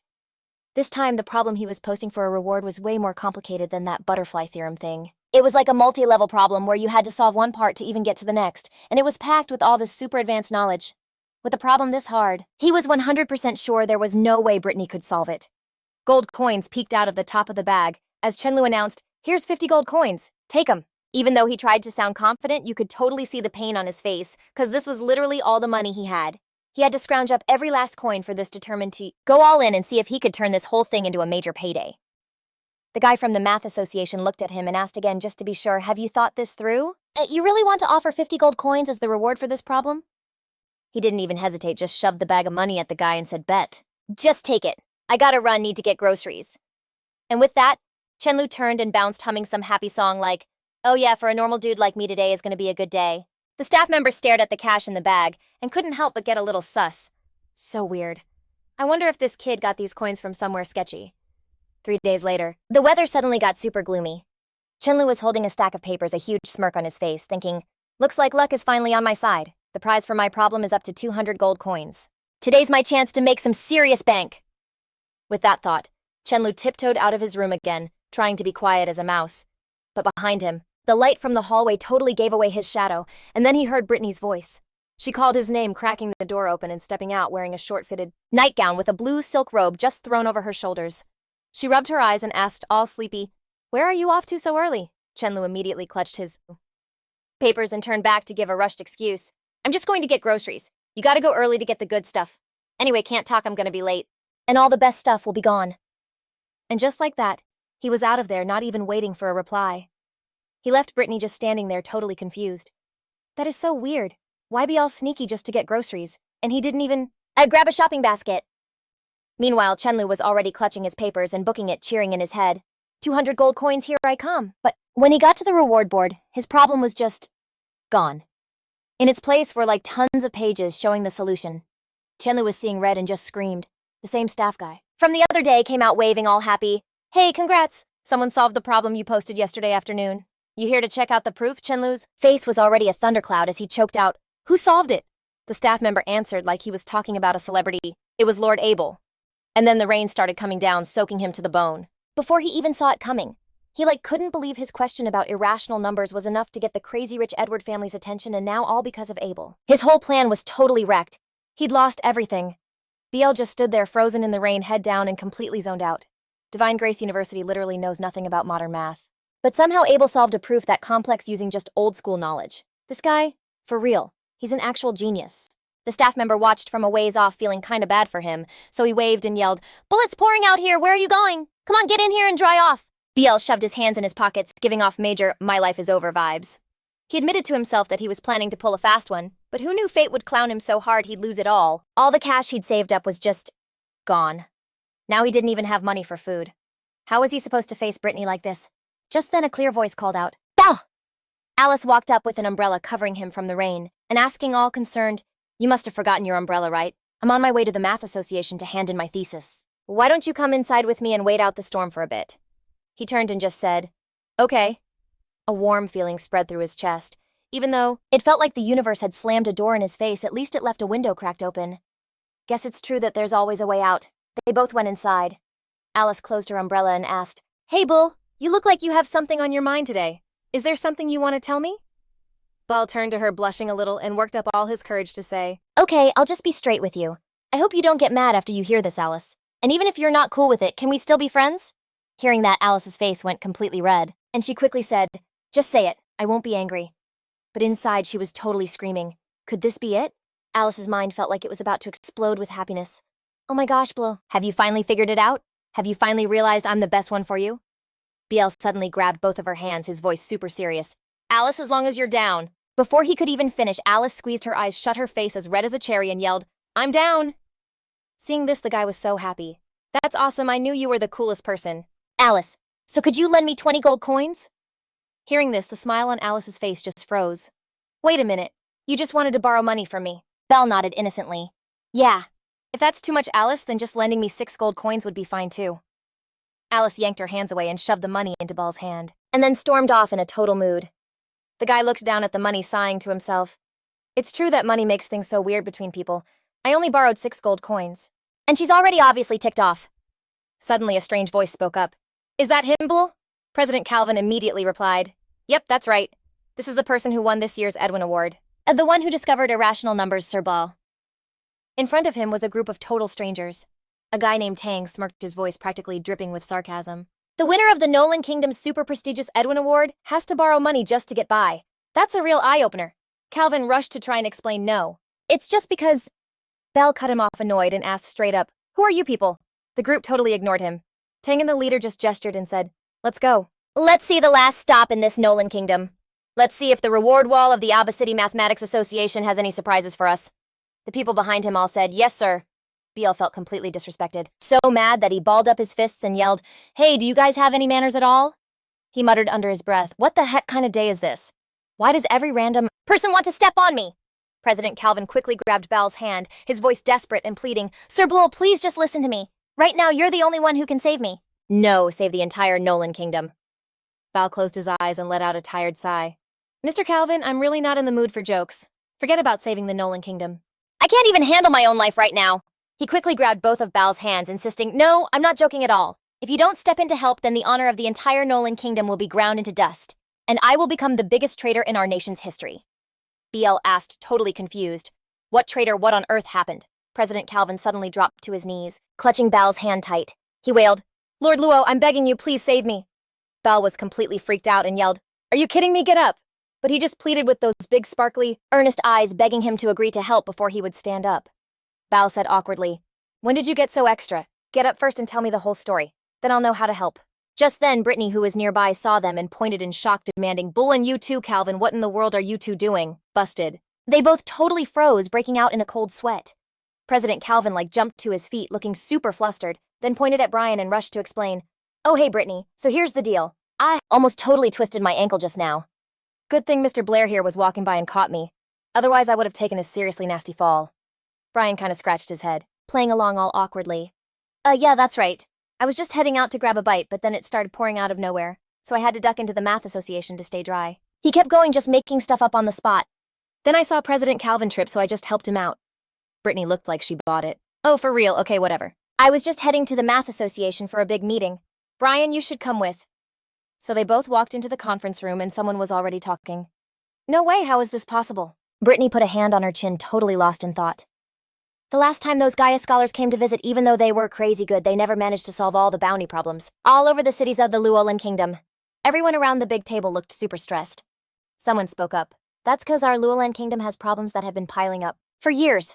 Those 23 super hard deep-level problems were all cracked by Lu Shen, President Calvin added. And even though new bounty problems have been posted recently, they're like nowhere near as tough as those classic 23. That's exactly why the Gaia crew has been able to just steamroll all the bounty problems in our country. The room was buzzing. So what's the plan? Our math association here in Apo City is their last stop. If we can't come up with a problem that's tough enough to stump them, the rep of the whole Luolan Kingdom's math scene is going to be totally trashed, right? This is way more than just some school competition. It's like a showdown between empires. I mean, the O and FA empires have never gotten along. We're basically allied with the O Empire. And if we lose to Gaia this time, who are backed by the FA Empire, the fallout is going to be insane. Even though President Calvin was talking to the whole room, his eyes were locked right on Brian. Guys, is there seriously no other way? Meanwhile, Brian was shooting daggers at the guy in the white suit across the room. He was thinking, he's here. That 50 gold is definitely in his pocket. All of a sudden, Brittany turned to him. Brian, you got any ideas? But then she just laughed it off. Ugh, never mind. Just forget I said anything. Brian shot back. Brittany, wait, what were you gonna say? Brittany just turned away and said, all cool. It's nothing. I was just saying we should go home and make some food. I'm starving. The other people started getting up, whispering and getting antsy. What can we even do? Let's just call it a day. In the middle of all this, only President Calvin shot to his feet. He slammed his hand on the table, closed his eyes, and said super casually, such a shame about that 5,000 gold coin reward the king's offering. Is there really no one who can stop these Gaia scholars? The second he said money, Brian's eyes lit up. Calvin kept going all dramatic. Do we really have to just give up like this? Just then, Brian whipped around and was like, no, I can do it. Hearing that, Brittany lit up Blair. Even an eagle turned to look. President Calvin grabbed Brian's hand, his voice all urgent. I knew you had a plan, sir. Brian just played it cool, turning away. Of course, but only on that one condition you mentioned. As long as I can shut down those Gaia scholars, the king will give me that 5,000 gold. He gave a chill smile, putting a hand on his chest as he went on. Of course, money's not everything. The most important thing is bringing back the glory to Luolan. And that's a mission a guy like me just can't turn down. The president spoke up again, his voice full of worry. For real, His Majesty, the king is super worried about what's happening in Apo City. If we just let the Gaia scholars walk away from this, our kingdom will be a total joke to the entire math world. Sir Blair, even if Luolan wins, we have to win clean. We absolutely can't use any dirty tricks to mess with the visiting Gaia scholars. Do you actually have a plan that can't fail? Chen Luo put a hand on Calvin's shoulder, reassuring him. Don't worry. Stopping those cocky Gaia scholars right here in their tracks? Not a problem. In fact, I'm pretty sure I can make it so they never leave this city. Hearing that, he finally looked relieved. That's awesome. Come on, tell us the plan already. Chen Luo held up one finger and wagged it. Not so fast. I've got one more condition. His eyes shifted over to Obo, which made him a little suspicious. Sir Blair, go on. He said it loud and clear. I want him Obo to pay me 50 gold. Obo immediately held out his hand and replied all polite. You really live up to your reputation as the devilish Sir Blair, always doing things in your own crazy way. All right. As long as you can actually save the honor of Luolan's math community, I'll personally throw in an extra 200 gold. Chen Luo shook Obo's hand. Thanks for the offer, but I only need exactly 50 gold. He was like, all right, deal. Chen Luo thought to himself. Once I get back the 50 gold that's mine, I can finally let this whole thing go. He turned to President Calvin and held out his hand.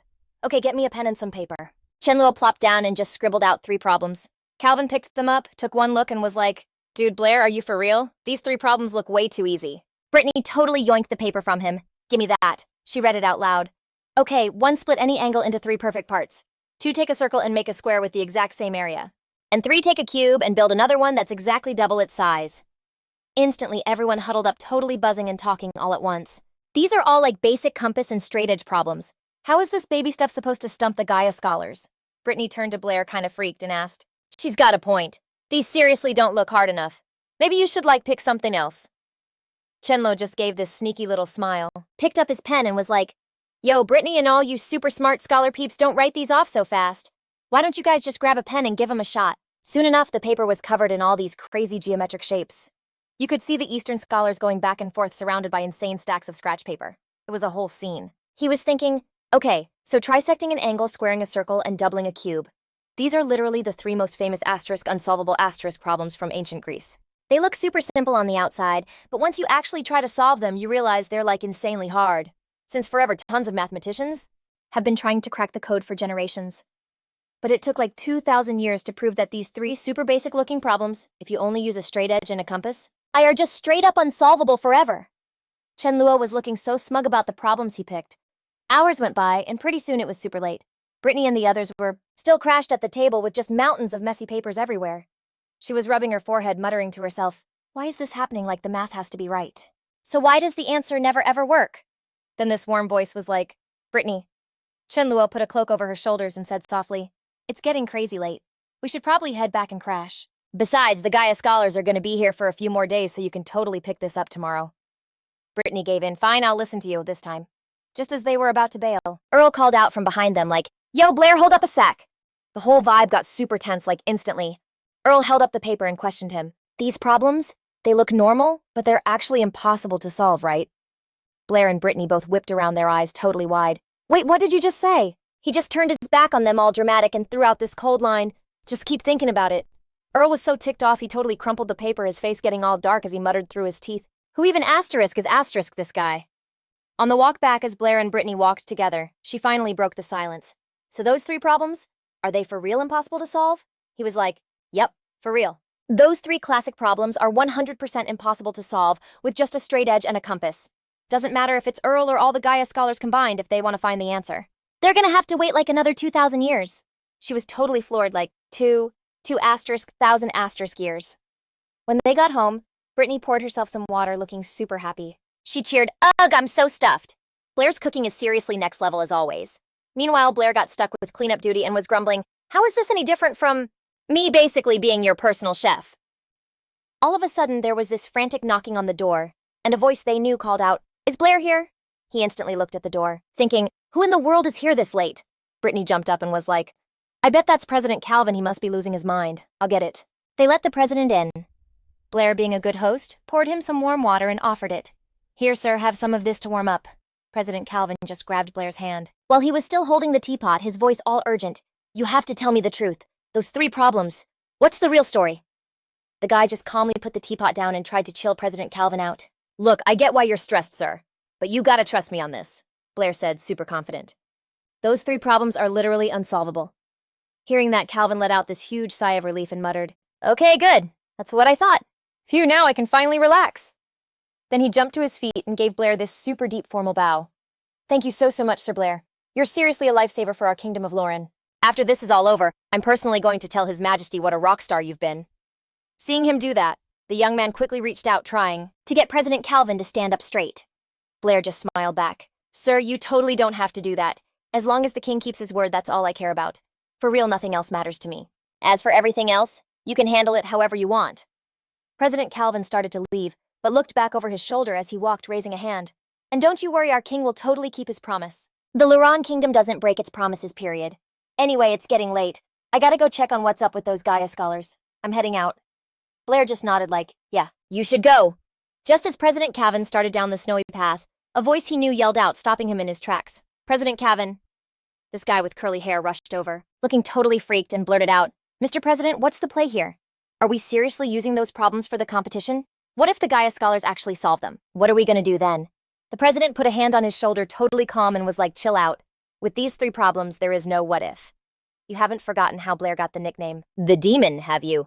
President Calvin said, catching a few snowflakes in his hand, then added with this intense vibe, "Just let those cocky people find out the hard way how terrifying the Demon Blair really is." A thick blanket of snow covered the roof of the math building.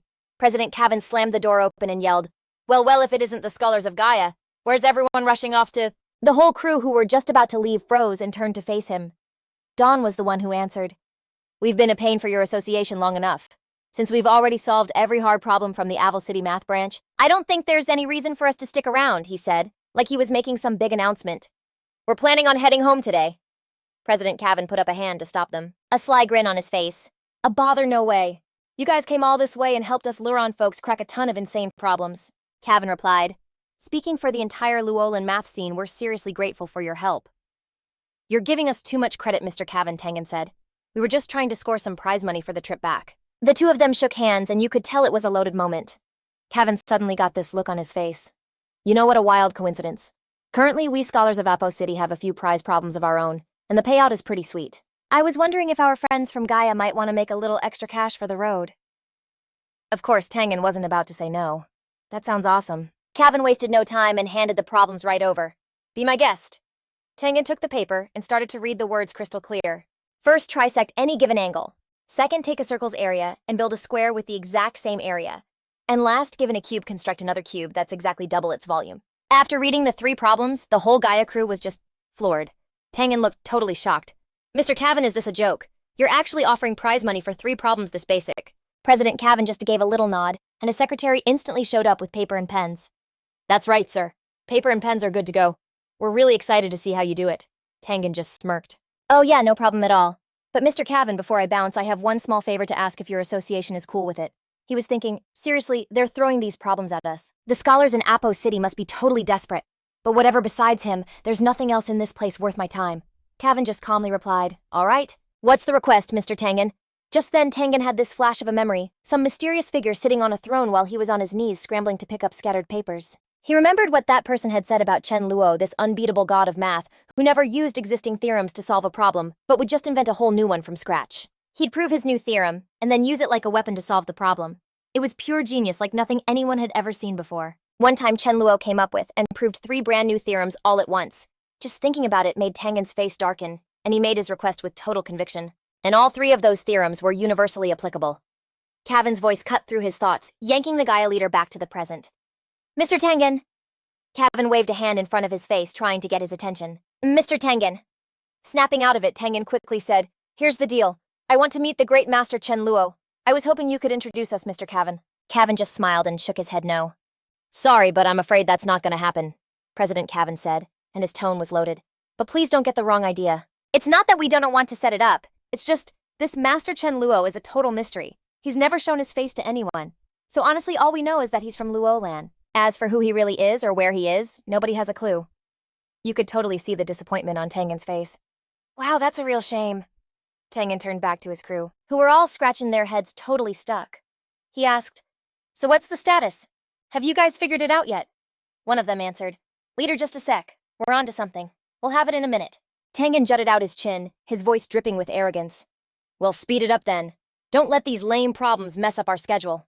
Cavan just smiled and asked, Mr. Tengen, what do you think of these problems? Tengen lifted his chin, sounding completely full of himself. Then get a move on. I don't want these basic problems holding us up. Cavan, still smiling, asked Mr. Tengen, for real, you're planning to bounce today?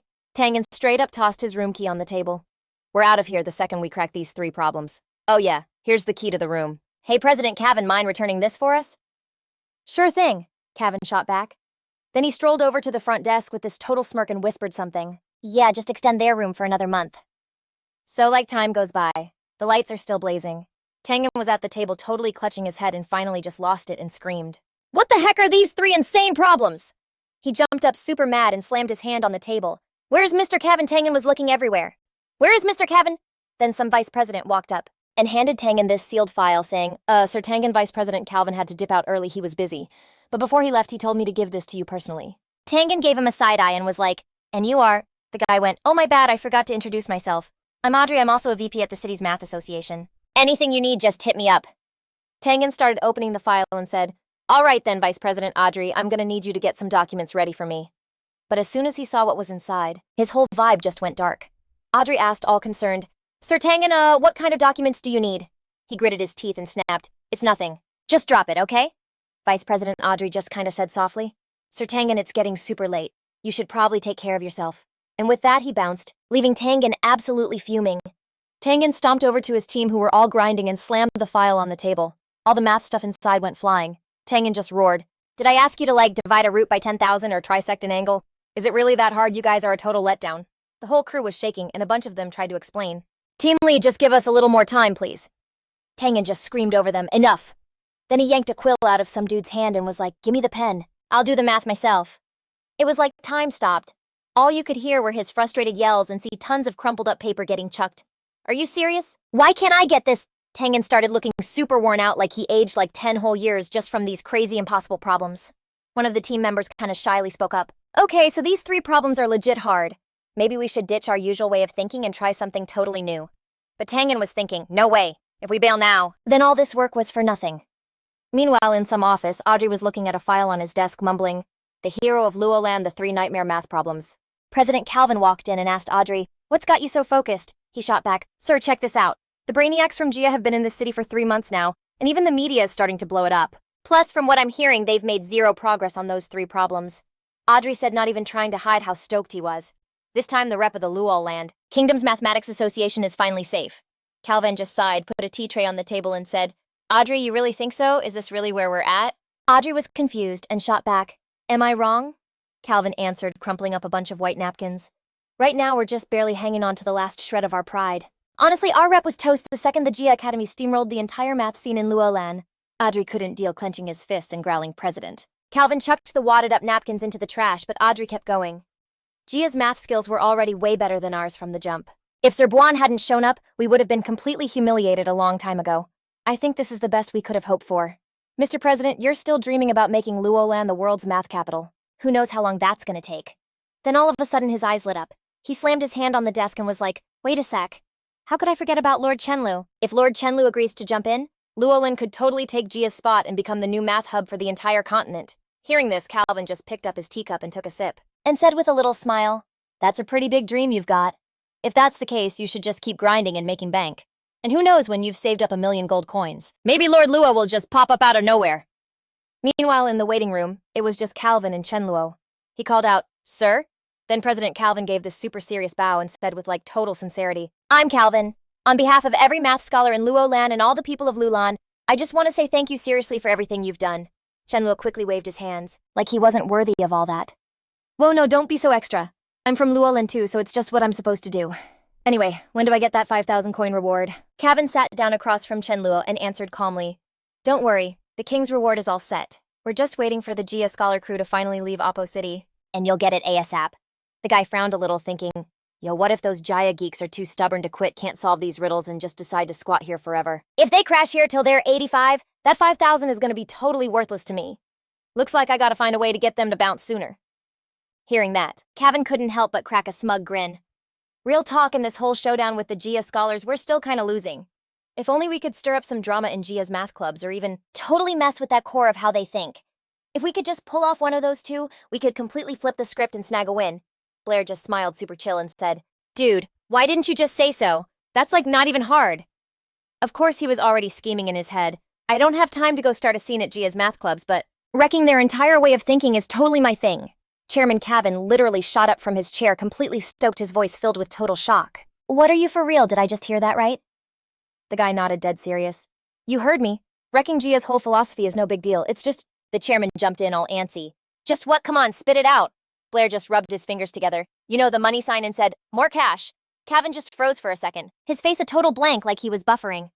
Wait, did I mishear that again? Then he snapped out of it, waving his hands all over. Right, absolutely, man. Blair, you basically saved Apo City and the rep of the entire Luolan kingdom. On behalf of the whole Luolan Mathematics Association, I'm adding another 2,000 to your payout. How's that sound? Blair held out his hand to seal the deal and said just one thing. Deal. That night, Chairman Calvin was just spacing out by the window. A cold breeze blew in and he mumbled to himself, this is actually terrifying.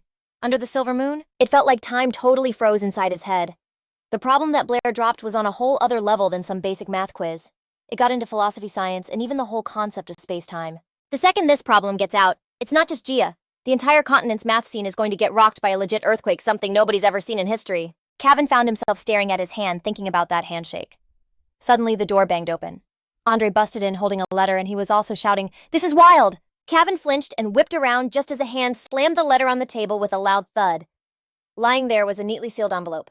Andre's voice was dripping with rage as he spoke to the guy across from him. This is an urgent message from the capital. The papers in the Gia Kingdom are spreading all these rumors, hyping up how their scholar delegation is supposedly taking the Luolan math world by storm.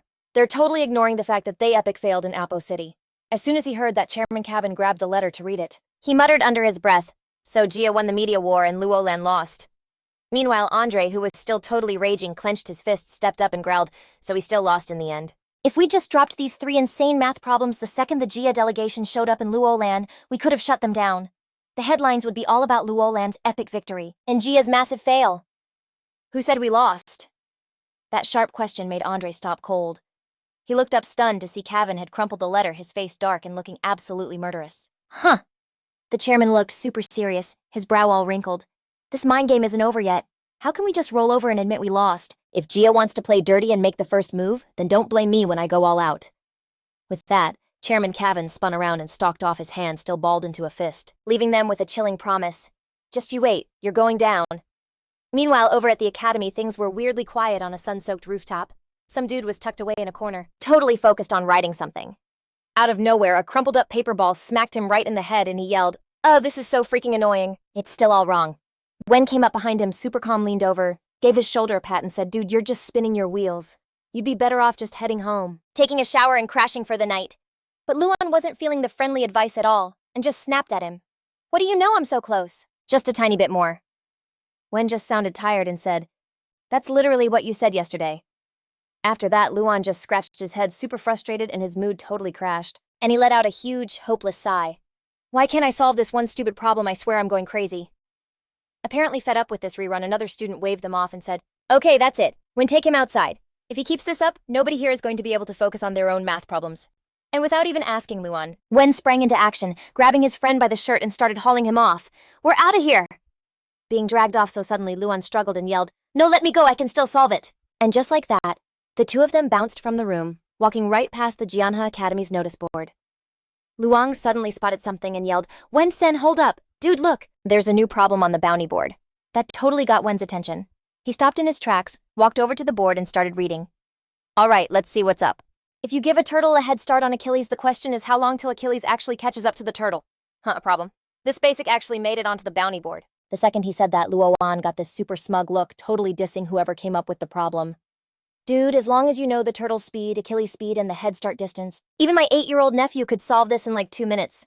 What a lame question." Wen-sen, on the other hand, just stood there next to him, stroking his chin and really thinking about the problem. The problem was posted by some person named Blair from Apple City. That alone proved this was definitely not as simple as it looked. Wen-sen got it, but Luo An was totally clueless. What kind of trick could there even be in a problem this easy? All of a sudden, a little breeze blew by, flipping the corner of the notice over and showing the answer written on the back. "Knew it, there's a catch." Wen-sen immediately flipped the paper all the way over and started reading out loud. "Sir Chen Luo has a solution, and it says that no matter how fast Achilles is, he can literally never catch the turtle." As soon as he read that, Luo An just burst out laughing, like a full-on roar. "That is completely insane! Forget about the legendary wind arch mage Achilles of the Jianhe Kingdom. Even my 8-year-old nephew could easily catch a turtle." But Wen-sen was not having it. He smacked Luo An right across the face and yelled, "Are you an idiot? This is something your 8-year-old nephew gets. You really think a genius like the math demon Chen Luo wouldn't know that?" That finally got Luo An to chill out a little. He rubbed his stinging cheek, actually thinking about it. "Okay, what you're saying makes sense, but that answer is just way too crazy." Right when they were both totally stumped, a deep, warm voice called out from behind them, and they turned to see someone holding a small turtle. "Hey there, you two students of Jianhe." It was President Calvin, smiling kindly as he walked up to them. "You two having some trouble?" Wen-sen, looking totally stressed out and desperate for the answer, rushed to ask. "President Calvin, sir, we just can't wrap our heads around the solution to Sir Blair's problem. We could really use your help." Hearing that, the president just smiled, totally calm, like he had it all figured out. I see. If I'm not mistaken, the theory that space-time can be infinitely divided was something your Gaia school came up with, right? So my friends from Gaia, have you ever stopped to wonder if that theory is actually correct?" Hearing the very foundation of his school get questioned, Luo An completely lost his cool. He roared and was about to charge forward. "What the heck are you trying to say? The theory that space-time is infinitely divisible isn't just some idea from our school. It's a truth that's accepted by like the world of math, the world of science, and the entire Divine Grace continent." Wen-sen, standing right next to him, quickly threw out an arm to stop his friend while asking cautiously, "President Calvin, what does that theory have to do with this problem? Please stop being so cryptic and just get to the point." At that moment, the president calmly put the little turtle in his hand down on the floor and started talking slowly. "My friends from Gaia, you're mistaken. This isn't a question." Instantly, there was a clear distance between him and the little turtle. When I start to chase the turtle, it's also crawling forward at the same time. And the second I get to where it just was, the turtle has already moved a little bit farther. It happens over and over, and the distance between us just keeps getting smaller. After he said that, President Calvin looked up and dropped the bombshell. "Therefore, the whole process of me chasing the turtle can be divided into an infinite number of tiny moments. And if we accept that, then in theory I can never actually catch it, right?" Those words hit Luo An's ears and sent him into a full-blown panic. He grabbed his hair with both hands. But space-time is obviously infinitely divisible. But if that's true, then the turtle... You can really never catch the turtle. But how the heck can you not catch a turtle?" Wen-sen's face was as white as a ghost, and cold sweat was pouring down his forehead.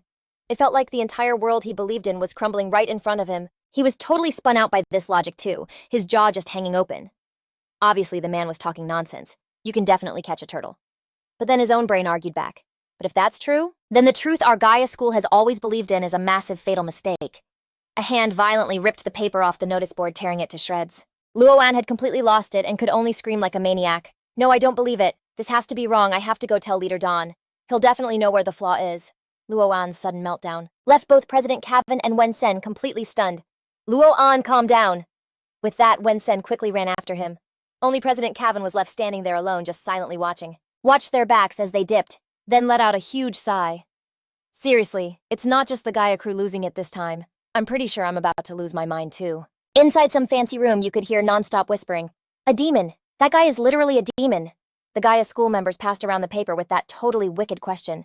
If space-time can actually be split up forever, then how do you even explain the chase? As he talked, the panic on the kid's face got way more obvious. On the flip side, if space-time can't be split, does that mean there's a smallest possible piece of space and time in this world? That's completely insane.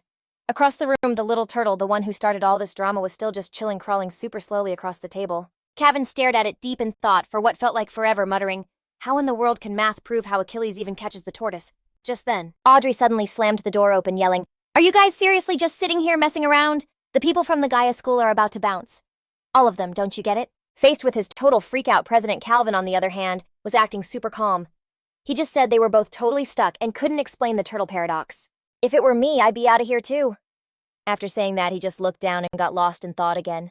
Ever since this impossible turtle problem popped up, the Gaia scholars have been totally backed into a corner. The longer they stick around, the more questions they're gonna get. But we're different. We can't solve this crazy problem either, unless we get help from that asterisk guy. Seeing how unbothered Calvin was, Vice President A finally lost it and just exploded. He slammed his hand on the table, growling, "What is your deal right now? The Capitol has already sent 3 letters in a row bugging us about the turtle problem, and now you're just letting the Gaia crew walk away scot-free. Who's gonna be the one to explain this to the king?" Right then, Calvin shot up from his chair, a move that totally stunned A. Calvin reached out and gave the vice president's shoulder a light pat, looking more determined than ever. Then he looked Adrienne dead in the eye and said, "You want an explanation? Then get 7,000 gold coins ready and come with me, right now." Sometime during all that night had fallen. A crescent moon was hanging high in the sky, its silvery light shining down on the small house. One by one, the chests were opened, showing off actual mountains of shimmering gold that gave off a blinding glow. Chen Luo was totally frozen, completely stunned. His eyes were just reflecting this insane golden light, and he was literally drooling his mind, just screaming, "That's so much cash. I've totally hit the jackpot this time." Just then a voice cut him off. "Lord Blair, Lord Blair!" Chen Luo jumped, scratching his head, all embarrassed and giving a dorky smile. "My bad. I kinda zoned out for a second." At that moment, President Calvin W. spoke up. "What I need to ask you is the whole reason we came. Lord Blair, I need to know what the answer to that turtle problem is." Hearing this, Chen Luo sank onto the sofa, looking down and thinking as his mind flashed to the famous Zeno's paradox. That was the exact problem. The tricky part was that it wasn't just some math problem. Even if you could prove the answer with a formula, it would still be impossible to fully explain the whole point of the paradox. This problem is basically all about the idea of limits, and if you wanted to explain it from a physics angle, you'd even have to bring up quantum mechanics. But on this continent, they haven't even nailed down the basics of classical mechanics. If I just casually drop a concept that's way over their heads, I'm pretty sure these guys will go completely insane. Thinking this, he calmly looked up with a helpless expression and said, "Actually, I don't know either, but that was just an act." On the inside, he was thinking, "'Cause even if I gave you the answer, you wouldn't get it, and you'd probably go nuts trying to. So it's just way easier to say, I don't know." As soon as he finished talking, President Calvin, sitting across from him, just scratched his head, looking totally confused by the answer. "Lucian, please stop joking around. How can the person who came up with this problem not be able to solve it?" Chen Luo's voice suddenly got sharp as he snapped, "What did you just call me?" But in the next second, he put a finger to his lips, signaling for the other guy to watch his mouth. Calvin got it instantly. Realizing he'd messed up, he quickly said, "I understand." Then the president raised 2 fingers and started rubbing them together, then lowered his voice, trying to feel him out. "Lord Blair, we can pay more. Please just think about it." The second he saw that money sign, Chen Luo's eyes lit up again. His mind was instantly flooded with images of gold mountains. He had to struggle to snap back to reality, then coughed a couple of times to get his serious face back on. "You almost got me there. But this isn't about the money. I really truly don't know." Realizing the guy in front of him wasn't going to be bought, Calvin had no other option but to stand up totally defeated and sigh. "Well, I guess that's that then." "All right then, I'll be on my way." But his mind was still racing. Even throwing more money at him didn't convince Blair at all. "It looks like I'm not getting the answer I need. But how am I even gonna explain this to the Royal Capital ASEC later?" He just had to face facts and trudged out the door. Behind him, Blair gave this super chill wave goodbye. Who even knows what President Calvin was cooking up in that brain of his, because he suddenly whipped around and yelled, "Mr. Blair, another 5,000 gold." But all Calvin got for his offer was the ice-cold sound of a door slamming shut like bam. Talk about a slap to the face. Meanwhile, the guy inside was totally not as chill as he looked. Blair just leaned against the door, letting out a huge sigh of relief. Phew, that was way too close. I literally almost caved. But no, I absolutely cannot take that cash. If I just ignore where all the smart people on this continent are at right now and drop these next-level ideas on them, they would for sure cause an even bigger disaster. Just then, he kind of snapped out of his own head, his thoughts still a total mess. All of a sudden, a pretty urgent-sounding voice called out from behind another door. "Blair, get in here, like, right now." Thinking something major had gone down, he totally booked it over, threw the door open and was like, "What's wrong?" Inside, Brittany was at this little table that was an absolute explosion of paper and pens. She looked up at him and totally lit up. "Blair, that whole turtle paradox thing, I just had a breakthrough. So like when the number of times you divide the distance gets closer and closer to infinity, then that last little bit of distance might be a super, super tiny number. Could we maybe call it 0? Hearing her totally wild idea, Blair couldn't help but get lost in thought. It felt like ever since he brought up that whole Xeno's turtle thing, everything was starting to spiral out of his control. Even if he did nothing, the people in this world were like fireflies in the dark, just finding their own way to the truth without anyone showing them. He suddenly got it someone else would figure all this out eventually, even without him. Just like Brittany right here, who was starting to get the whole concept of limits. Even if he wasn't around, the brainiacs of this world would eventually nail down these theories all on their own and then find the final path for themselves to unlock the world of modern science. Suddenly, Brittany slammed her hand on the table and yelled, "Blair, I've been talking for like ever. Are you even listening to me?" Her yelling totally snapped him out of his daydream. I'm listening."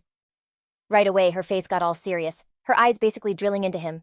"Okay, then tell me. What's this part of the calculation even mean?" Blair was so busted because he hadn't heard a single word.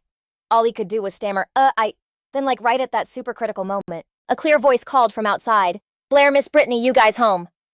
That voice was a total lifesaver, pulling him out of a seriously sticky situation. Seizing the opportunity, he made a quick excuse to bail. "Isabella, we're in here," he yelled, then bolted out the door, leaving Brittany sighing to herself. I knew it. He wasn't listening at all. But then a second later, she started wondering, was what I was saying like too basic for him? Yeah, that's it. He's crazy smart. He probably figured all this out ages ago. So, what was he thinking about just now? Was he thinking about... Isabella, I knew it. My crush is so real. Meanwhile, outside, Isabella's jaw was on the floor, staring at chests overflowing with shiny gold as she totally freaked out. "Blair, where in the world did all this come from? Did you like go and rob the Apple City treasury or something?" Hearing that, Blair just kind of scratched his head and was like, it's just a little holiday bonus I got. Then like he just remembered something, he turned and asked, "By the way, Isabella, what are you doing back here so late?" Right then, someone else stepped out holding a couple sheets of paper and asked, "Isabella, you're back. I think I just figured something new out." Hearing that, Blair totally panicked, let out a couple of fake coughs, and immediately jumped in to shut the conversation down. He puffed out his chest, totally trying to get their attention. "Hey, so school starts tomorrow. We can't just waste our last day of break stuck inside, right? What do you say we go shopping?" "It's on me for both you, Brittany, and you, Isabella." The second she heard that, Isabella's eyes totally lit up, and she was 100% in. She completely forgot all about the whole new discovery thing, and rushed over to hug Brittany. "Brittany, let's go. A chance to spend Blair's money is like a once-in-a-lifetime opportunity. We have to go now. Come on, let's go. If we wait any longer, he might actually change his mind." But Brittany, who was being dragged along, was still totally confused by all the hype and could only yell, "Wait, I'm not done with my math yet." In the end, she got dragged off anyway, leaving a totally shocked Blair shouting after them, "Hey, you two, wait up!" The next day in class, Isabella randomly called out to Blair. He asked, kinda curious, "What's up? Did you get stuck on another hard problem or something?" Looking totally out of it, she propped her head up with her hand, then looked up and held out a piece of paper. "It's not homework. It's the application for the academies after we graduate. There are 5 different ones in the royal capital, and I have no idea which one to pick." When he heard that, Blair took the form from her. The guy was so clueless he still didn't get it, thinking she just wanted some basic advice. He said super casually, "What's the big deal? Just pick the one you like the most. With your skills, you could get into any school you want." Hearing that, Isabella just snapped. She snatched the form back from him and yelled, "You are such an idiot! Just forget it!" "Okay, I'm so done asking." Meanwhile, Bray was still totally lost. "Huh, you seriously called me here just for this? But like, that's your call. I can't make that choice for you." Isabella's whole vibe got serious. She leaned over the desk and just asked him straight up, "Fine, then tell me this, which academy are you trying to get into after graduation?" Bray was completely clueless with zero idea what she was thinking. He was like, "I told you like a million times, I'm not going anywhere. I just want to stay home and have a chill life." Hearing that, Isabella just turned and walked off without saying another word. "Whatever. I know you're all about Brittany anyway. You can go. I want to be alone." After getting kicked out, a sad-looking Bray stood in the hall, his mind just a mess of questions. Okay, what in the world was that asterisk all about? That was so random. Don't tell me it's that time for her or something. Just as his imagination was starting to go wild, a voice from behind him totally snapped him out of it. Hey, Bray! The person who called him was this super pretty girl named Alice. Her face was all red as she mumbled, I kinda have something I need to tell you. Alice got closer, stopping right in front of Bray and said all shyly, Bray, for these academy applications, I'm gonna have to move to the royal capital. We probably won't get to see each other for a super long time, but I'll wait for you in the capital. When you get there, we could... But before she could even finish, Bray jumped in. Whoa, hold on, I'm not going to the royal capital. After graduation, I'm staying right here in Oppo City. I already worked it all out with Headmaster Angus. I'm gonna stay at the academy and be a teaching assistant after I graduate. Now it was Alice's turn to be completely shook so much that the thin piece of paper in her hand just slipped out of her fingers, fluttering down to the floor. What did you just say? The next thing he knew, she lunged forward, grabbing both of his shoulders. She started shaking him, her voice super urgent. With your skills, your future would be insane if you picked any of the schools in the capital. If you go to the Royal Academy of Science, you could be some genius scholar. And if you picked the Royal Magic Academy, you would for sure become a legendary mage. But all she got back was Bray's classic, I have no idea what's happening look. Whoa, Alice, that look on your face is intense. The guy just calmly looked at the girl in front of him and said softly, I appreciate you looking out for me, but I really like Oppo City more. Besides, I've already thought about this a lot for real. But in his head, he was thinking that compared to Oppo City, he'd way rather be with Miss Brittany. NGL, if she went to the royal capital, I'd follow her in a heartbeat. Hearing him, Alice finally got a grip and pulled her hands back. Oh, really, you know what, never mind. I was just asking. Oh, I just remembered I have some stuff I need to finish up, so I'm gonna go. But right as she was about to turn and leave, he suddenly grabbed her wrist and yelled, Alice, wait up! The whole vibe just froze, and it felt like time literally stopped. Everything just came to a standstill. A huge blush crept up Alice's cheeks as her mind started going a mile a minute. OMG, did he change his mind? With that thought, she made a secret promise. If Bray asked her to go to the capital with him, she would totally tell him how she felt, and they'd finally make it official. As Alice shyly tucked a piece of hair behind her ear, he finally said it, Hey, you dropped this. This dude is so dense, it's unreal. Bray had completely snuffed out the massive spark of hope in her heart. He handed the paper he'd just picked up back to Alice, totally oblivious to how crushed she looked, and even added all helpful, You should probably hang on to this. Don't want to lose something so important again. Alice was officially so over it. She whipped around, balled her hands into fists, and just stormed off, leaving Bray standing there rubbing his cheek and just wondering. Man, is even sweet chill Alice having one of those asterisk days too. In a big classroom, everyone was just sitting there totally zoned out. Isabella, who'd just had that weird talk with Bray, was also just resting her chin in her hand, staring at the form she was holding like it held all the answers. Then all of a sudden, the paper was snatched right out of her hand, which made her jump. She looked up and saw it was Alice. Isabella totally snapped, Alice, what the heck do you think you're doing? Give that form back to me now. But Alice just ignored her, looking at the application instead and saying all casually, Chill out. I'm just looking. I'll give it back when I'm done. After a second, she looked over at her and asked, It's blank. How come you haven't filled anything out? Didn't you say you were dying to get into the Royal Academy of Magic? That question seriously hit a nerve. Isabella's face turned beet red, but she shot back stubbornly. Why do you even care? I just don't feel like going to the Royal Capital anymore. You got a problem with that? That response pretty much sealed the deal for Alice. She sighed, her voice getting all emotional. I can't believe you'd actually go this far for Bray. I'll admit it. You win this one. Being called out like that made Isabella get super flustered, her cheeks glowing red as she started to stutter. The scene switches to a street in Oppo City where this awesome golden sunlight was hitting the road. And then a sharp scream just cut through the air, totally killing the peaceful vibe. Ow, ow, ow, what are you doing? Turns out Isabella was twisting the heck out of Bray's ear, grilling him with one hand on her hip. Okay, what's your deal? Alice has been gone for over half a month and you're still moping around. His ear was already bright red from her pinching. The guy yelped and weakly tried to deny it. I was just spacing out for a second. It has nothing to do with Alice. But Isabella wasn't letting his poor ear go, giving it another twist as she said, Oh, I wouldn't be so sure about that. At her going-away party, Alice hugged you for like a whole minute and you were the only guy she hugged. So duh, of course you're thinking about her. Getting called out so hard, Blair felt so wronged that his eyes started to well up. He cried out, trying to ignore the pain. No, it's not true. I'm seriously not. That hurts like crazy. Let go. She finally let go, but not before puffing out her cheeks in a pout and letting out a loud, as if to say, whatever, I don't care. Totally tough on the outside, but a real softie inside. That's when Chen Luo finally snapped out of it, rubbing his sore ear resentfully. He immediately tried to set the record straight. What kind of crazy ideas are you getting? Alice hugging me was just a polite goodbye hug. I was just busy thinking about... He stopped right there, swallowing the rest of his sentence. Asterisk, how to make some fast cash. With that in mind, Chen Luo immediately put on his most charming smile. To get on on her good side, he pointed to a stall nearby and asked, "See any books you like, I'll buy one for you." Isabella, still sulking, shot back, "Whatever." He totally took that as his cue. He quickly grabbed a book, turned to the shopkeeper with a huge grin and asked, "How much for this?" Right away, the owner clasped his hands together, squinting his eyes like he was some kind of pro, and went into full-on salesman mode. "You definitely have a good eye. This is the hottest bestseller right now, and it even has a gorgeous patterned hardcover. It's the perfect gift for the beautiful young lady with you, at a friendly price of just 20 gold coins." Behind him, Isabella cleared her throat softly, looking pretty happy about it. I guess this book isn't half bad." Just as the vibe was starting to warm up, Chen Luo shattered the moment with a piercing scream. "What?" he furiously yelled right in the seller's face. "You're charging 20 gold coins for a dinky little book like this. You might as well just go be a robber. It'd be faster." The shopkeeper was no pushover, though. He immediately got all defensive, and without a word snatched the book right out of Chen Lu's hands. He laid into him relentlessly. "Go ask around. Selling it to you for 20 gold coins is a total steal. If you can find it cheaper somewhere else, I'll literally eat this book. Besides, am I just selling books? Heck no. I'm selling knowledge, and knowledge is priceless." The young man unconsciously mumbled along. Knowledge. Priceless. That phrase seemed to really strike a nerve with Chen Luo. Isabella, standing beside him, couldn't take it anymore, so she tugged on his sleeve, pulled out her coin purse, and said, "Just forget it, Dai. Why don't you let me pay for it?" Suddenly, he grabbed her arm and decisively pulled her away. "Come with me." Being dragged off so abruptly, Isabella was completely confused and asked, "What has gotten into you?" Left behind was the bookshop owner, his face pale. The man broke out in a sweat, frantically waving and calling after them, "Hey kid, don't go, I'll sell it for 10 coins if that's no good. Let's just call it a friendly deal. Hey." Unable to get his customer back, the shopkeeper could only cross his arms and let out a bummed-out sigh. Kids these days are so weird. If he'd just haggled a little, I would have sold it for cheap. Why did he just bail like that?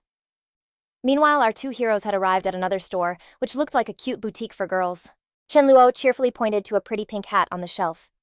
"This one." Isabella immediately tried it on, then turned to him a little shyly, looking for his approval. "Well, does it look good on me?" Without the slightest hesitation, Chen Luo flashed a brilliant toothy grin. "It's beautiful. Sir, we'll take this hat." After they paid, the shopkeeper warmly waved goodbye from behind the counter. "Thank you for stopping by." Isabella was now completely bewildered. "Dai, this hat also cost 20 gold coins. Why didn't you just get the book? He would have sold it for cheaper." As Chen Luo led her by the hand through the crowd, he said something that made her blush like crazy. "Because this hat suits you way better. And as for the money, I don't mind." She looked incredibly happy, her eyes twinkling like stars as she gazed at him, thinking to herself, Dai can be so sweet sometimes. Meanwhile, he was totally lost in his own world. That scammer of a shopkeeper earlier was a total ripoff. But he wasn't wrong about one thing. Books have a price, but knowledge is priceless. And this world isn't the most valuable thing. I have my math knowledge from my old world . At this thought, he spoke up cheerfully. "Let's go. It's time to head home and eat." But his eyes glinted with determination as Chen Luo had already cooked up a solid plan for his future. It was time to make the big score. The plan had already formed in his mind, and it was to use the intellectual property protection laws of the Divine Grace continent to his advantage. But unlike in the 21st century here, science and technology are power, and super smart scholars hold a status pretty much equal to the nobility.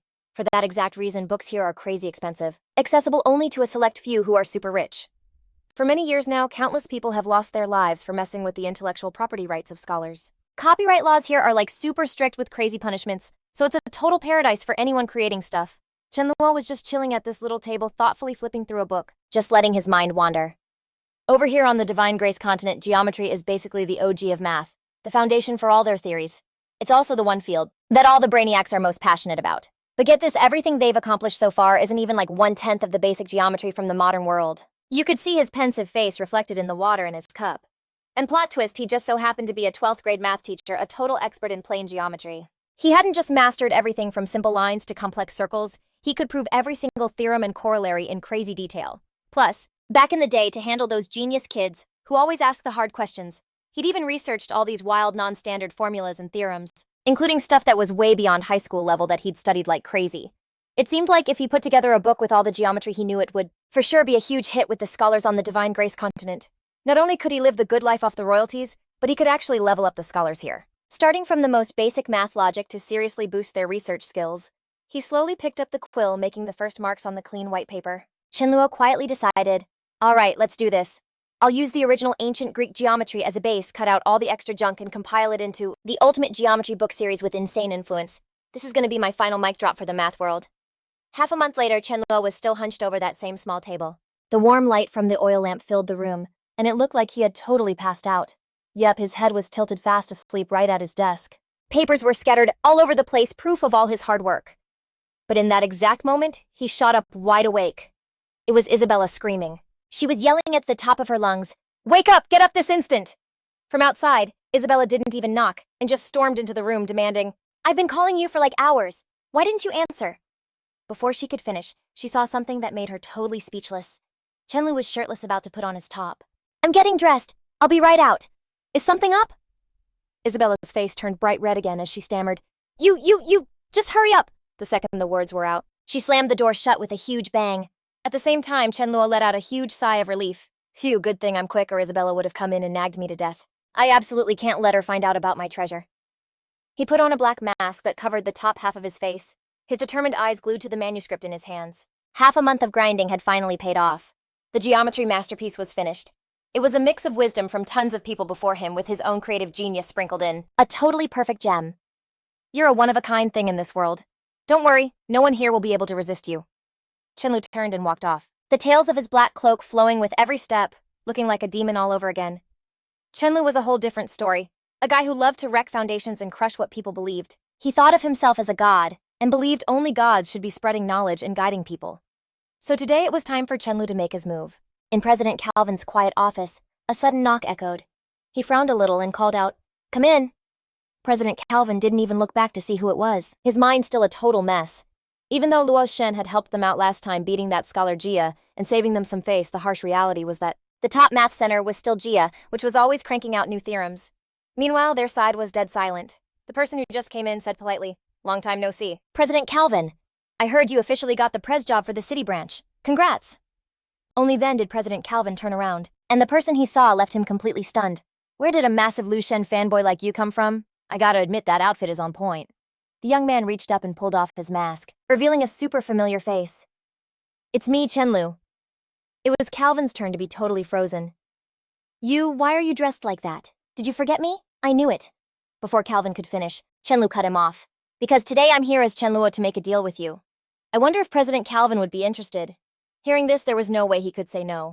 Totally the opposite, actually. Calvin was so hyped by the offer, he slammed his hand on the desk. "As Lu Shen, are you about to drop a new theorem or something?" Like a second later, he slapped this huge stack of papers down on a table. Chen Luo just looked up and corrected the prez. "You're halfway there. I wrote a whole book." Calvin's eyes totally started sparkling. He clasped his hands together and was like, "Can I be the first one to read your masterpiece?" Chen Luo gave a quick nod to the simple request. "For sure." "Go ahead and skim it. I've still got a question for you." The president instantly grabbed the pages and started devouring them. A super mystical vibe started forming around Calvin as tons of geometric shapes just popped into existence. Right angles, triangles, circles, polygons, cylinders. This book was packed with all the gnarliest geometry problems that the math world was currently stuck on. The more Calvin read, the more his eyes lit up like these theorems were all brand new stuff he had never ever seen before. That's when Chen Luo asked from over his shoulder, "You're blazing through that. So what's the verdict?" All of a sudden, a loud thud echoed in the quiet room. President Calvin just dropped to one knee, his eyes shining like crazy, with his hands over his heart in this super dramatic way that totally shocked Chen Luo. "Luo Lu Shen, you'll always be my hero." As he said it, his eyes started tearing up, and he lunged forward to hug Chen Luo's leg. Even though Chen Luo was yelling, "OMG, let go of me, get up, you're getting my clothes all gross," Calvin didn't seem to care at all. He just kept muttering, totally overcome, "This book is the roadmap Lu Shen gave us regular people to climb the huge mountain of math. With this, Luon is definitely gonna be the #1 math kingdom in the world," he said, totally hyped. "Lu Shen, this book is an absolute miracle. Every scholar on the entire Divine Grace continent. No scratch that every single person who can read needs to see this. It's a legit miracle." Chen Luo was actually getting freaked out now, his face going pale. "Hold up. Why do I feel like he thinks I'm not even human anymore?" A little later, after waiting for the president to chill out, Chen Luo could finally get back to why he came. Okay. Let's get down to business. I want the Mathematics Association to publish this geometry book. And if you guys do, what do you think is a fair price for it?" In Calvin's mind, Chen Luo was basically a god. How could anything a god made be just okay?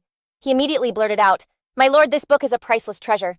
I think 10,000 gold coins wouldn't even be close to enough." "No, it should be 100,000. But Chen Luo just shook his head hard and said firmly, "Just 10 gold coins." Calvin was so stunned by that answer, he had to ask again, totally shocked. 10 gold coins. Chen Luo let out a breath and started explaining to the guildmaster, "Do you really think I'm that obsessed with money? I never wrote this book to get rich. It was to let the light of knowledge reach every single corner of the Shannan continent, so anyone can feel how awesome math is." He said this while the guildmaster's eyes just got wider and wider. His voice was steady as he went on. "If we price it at 100,000 gold coins like you said, tell me how many people could actually afford it. How is the light of math supposed to reach everyone then?" That line totally launched Chen Luo's image to a whole new level in Calvin's eyes.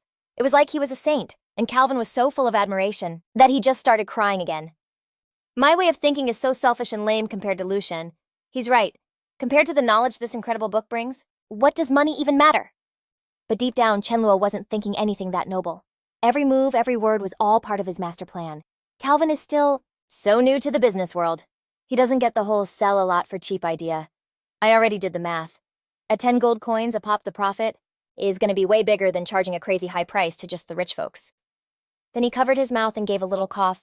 "Oh, right. There was something else I needed to tell you. This geometry series is going to be my last work. From now on, I'm done with the math world. I'm going to focus on studying magic." When he heard that, Guildmaster Calvin totally freaked out. "But without your guidance, Lucien, what's going to happen to the future of math?" This whole dependency thing made Chen Luo think, "You're giving me way too much credit.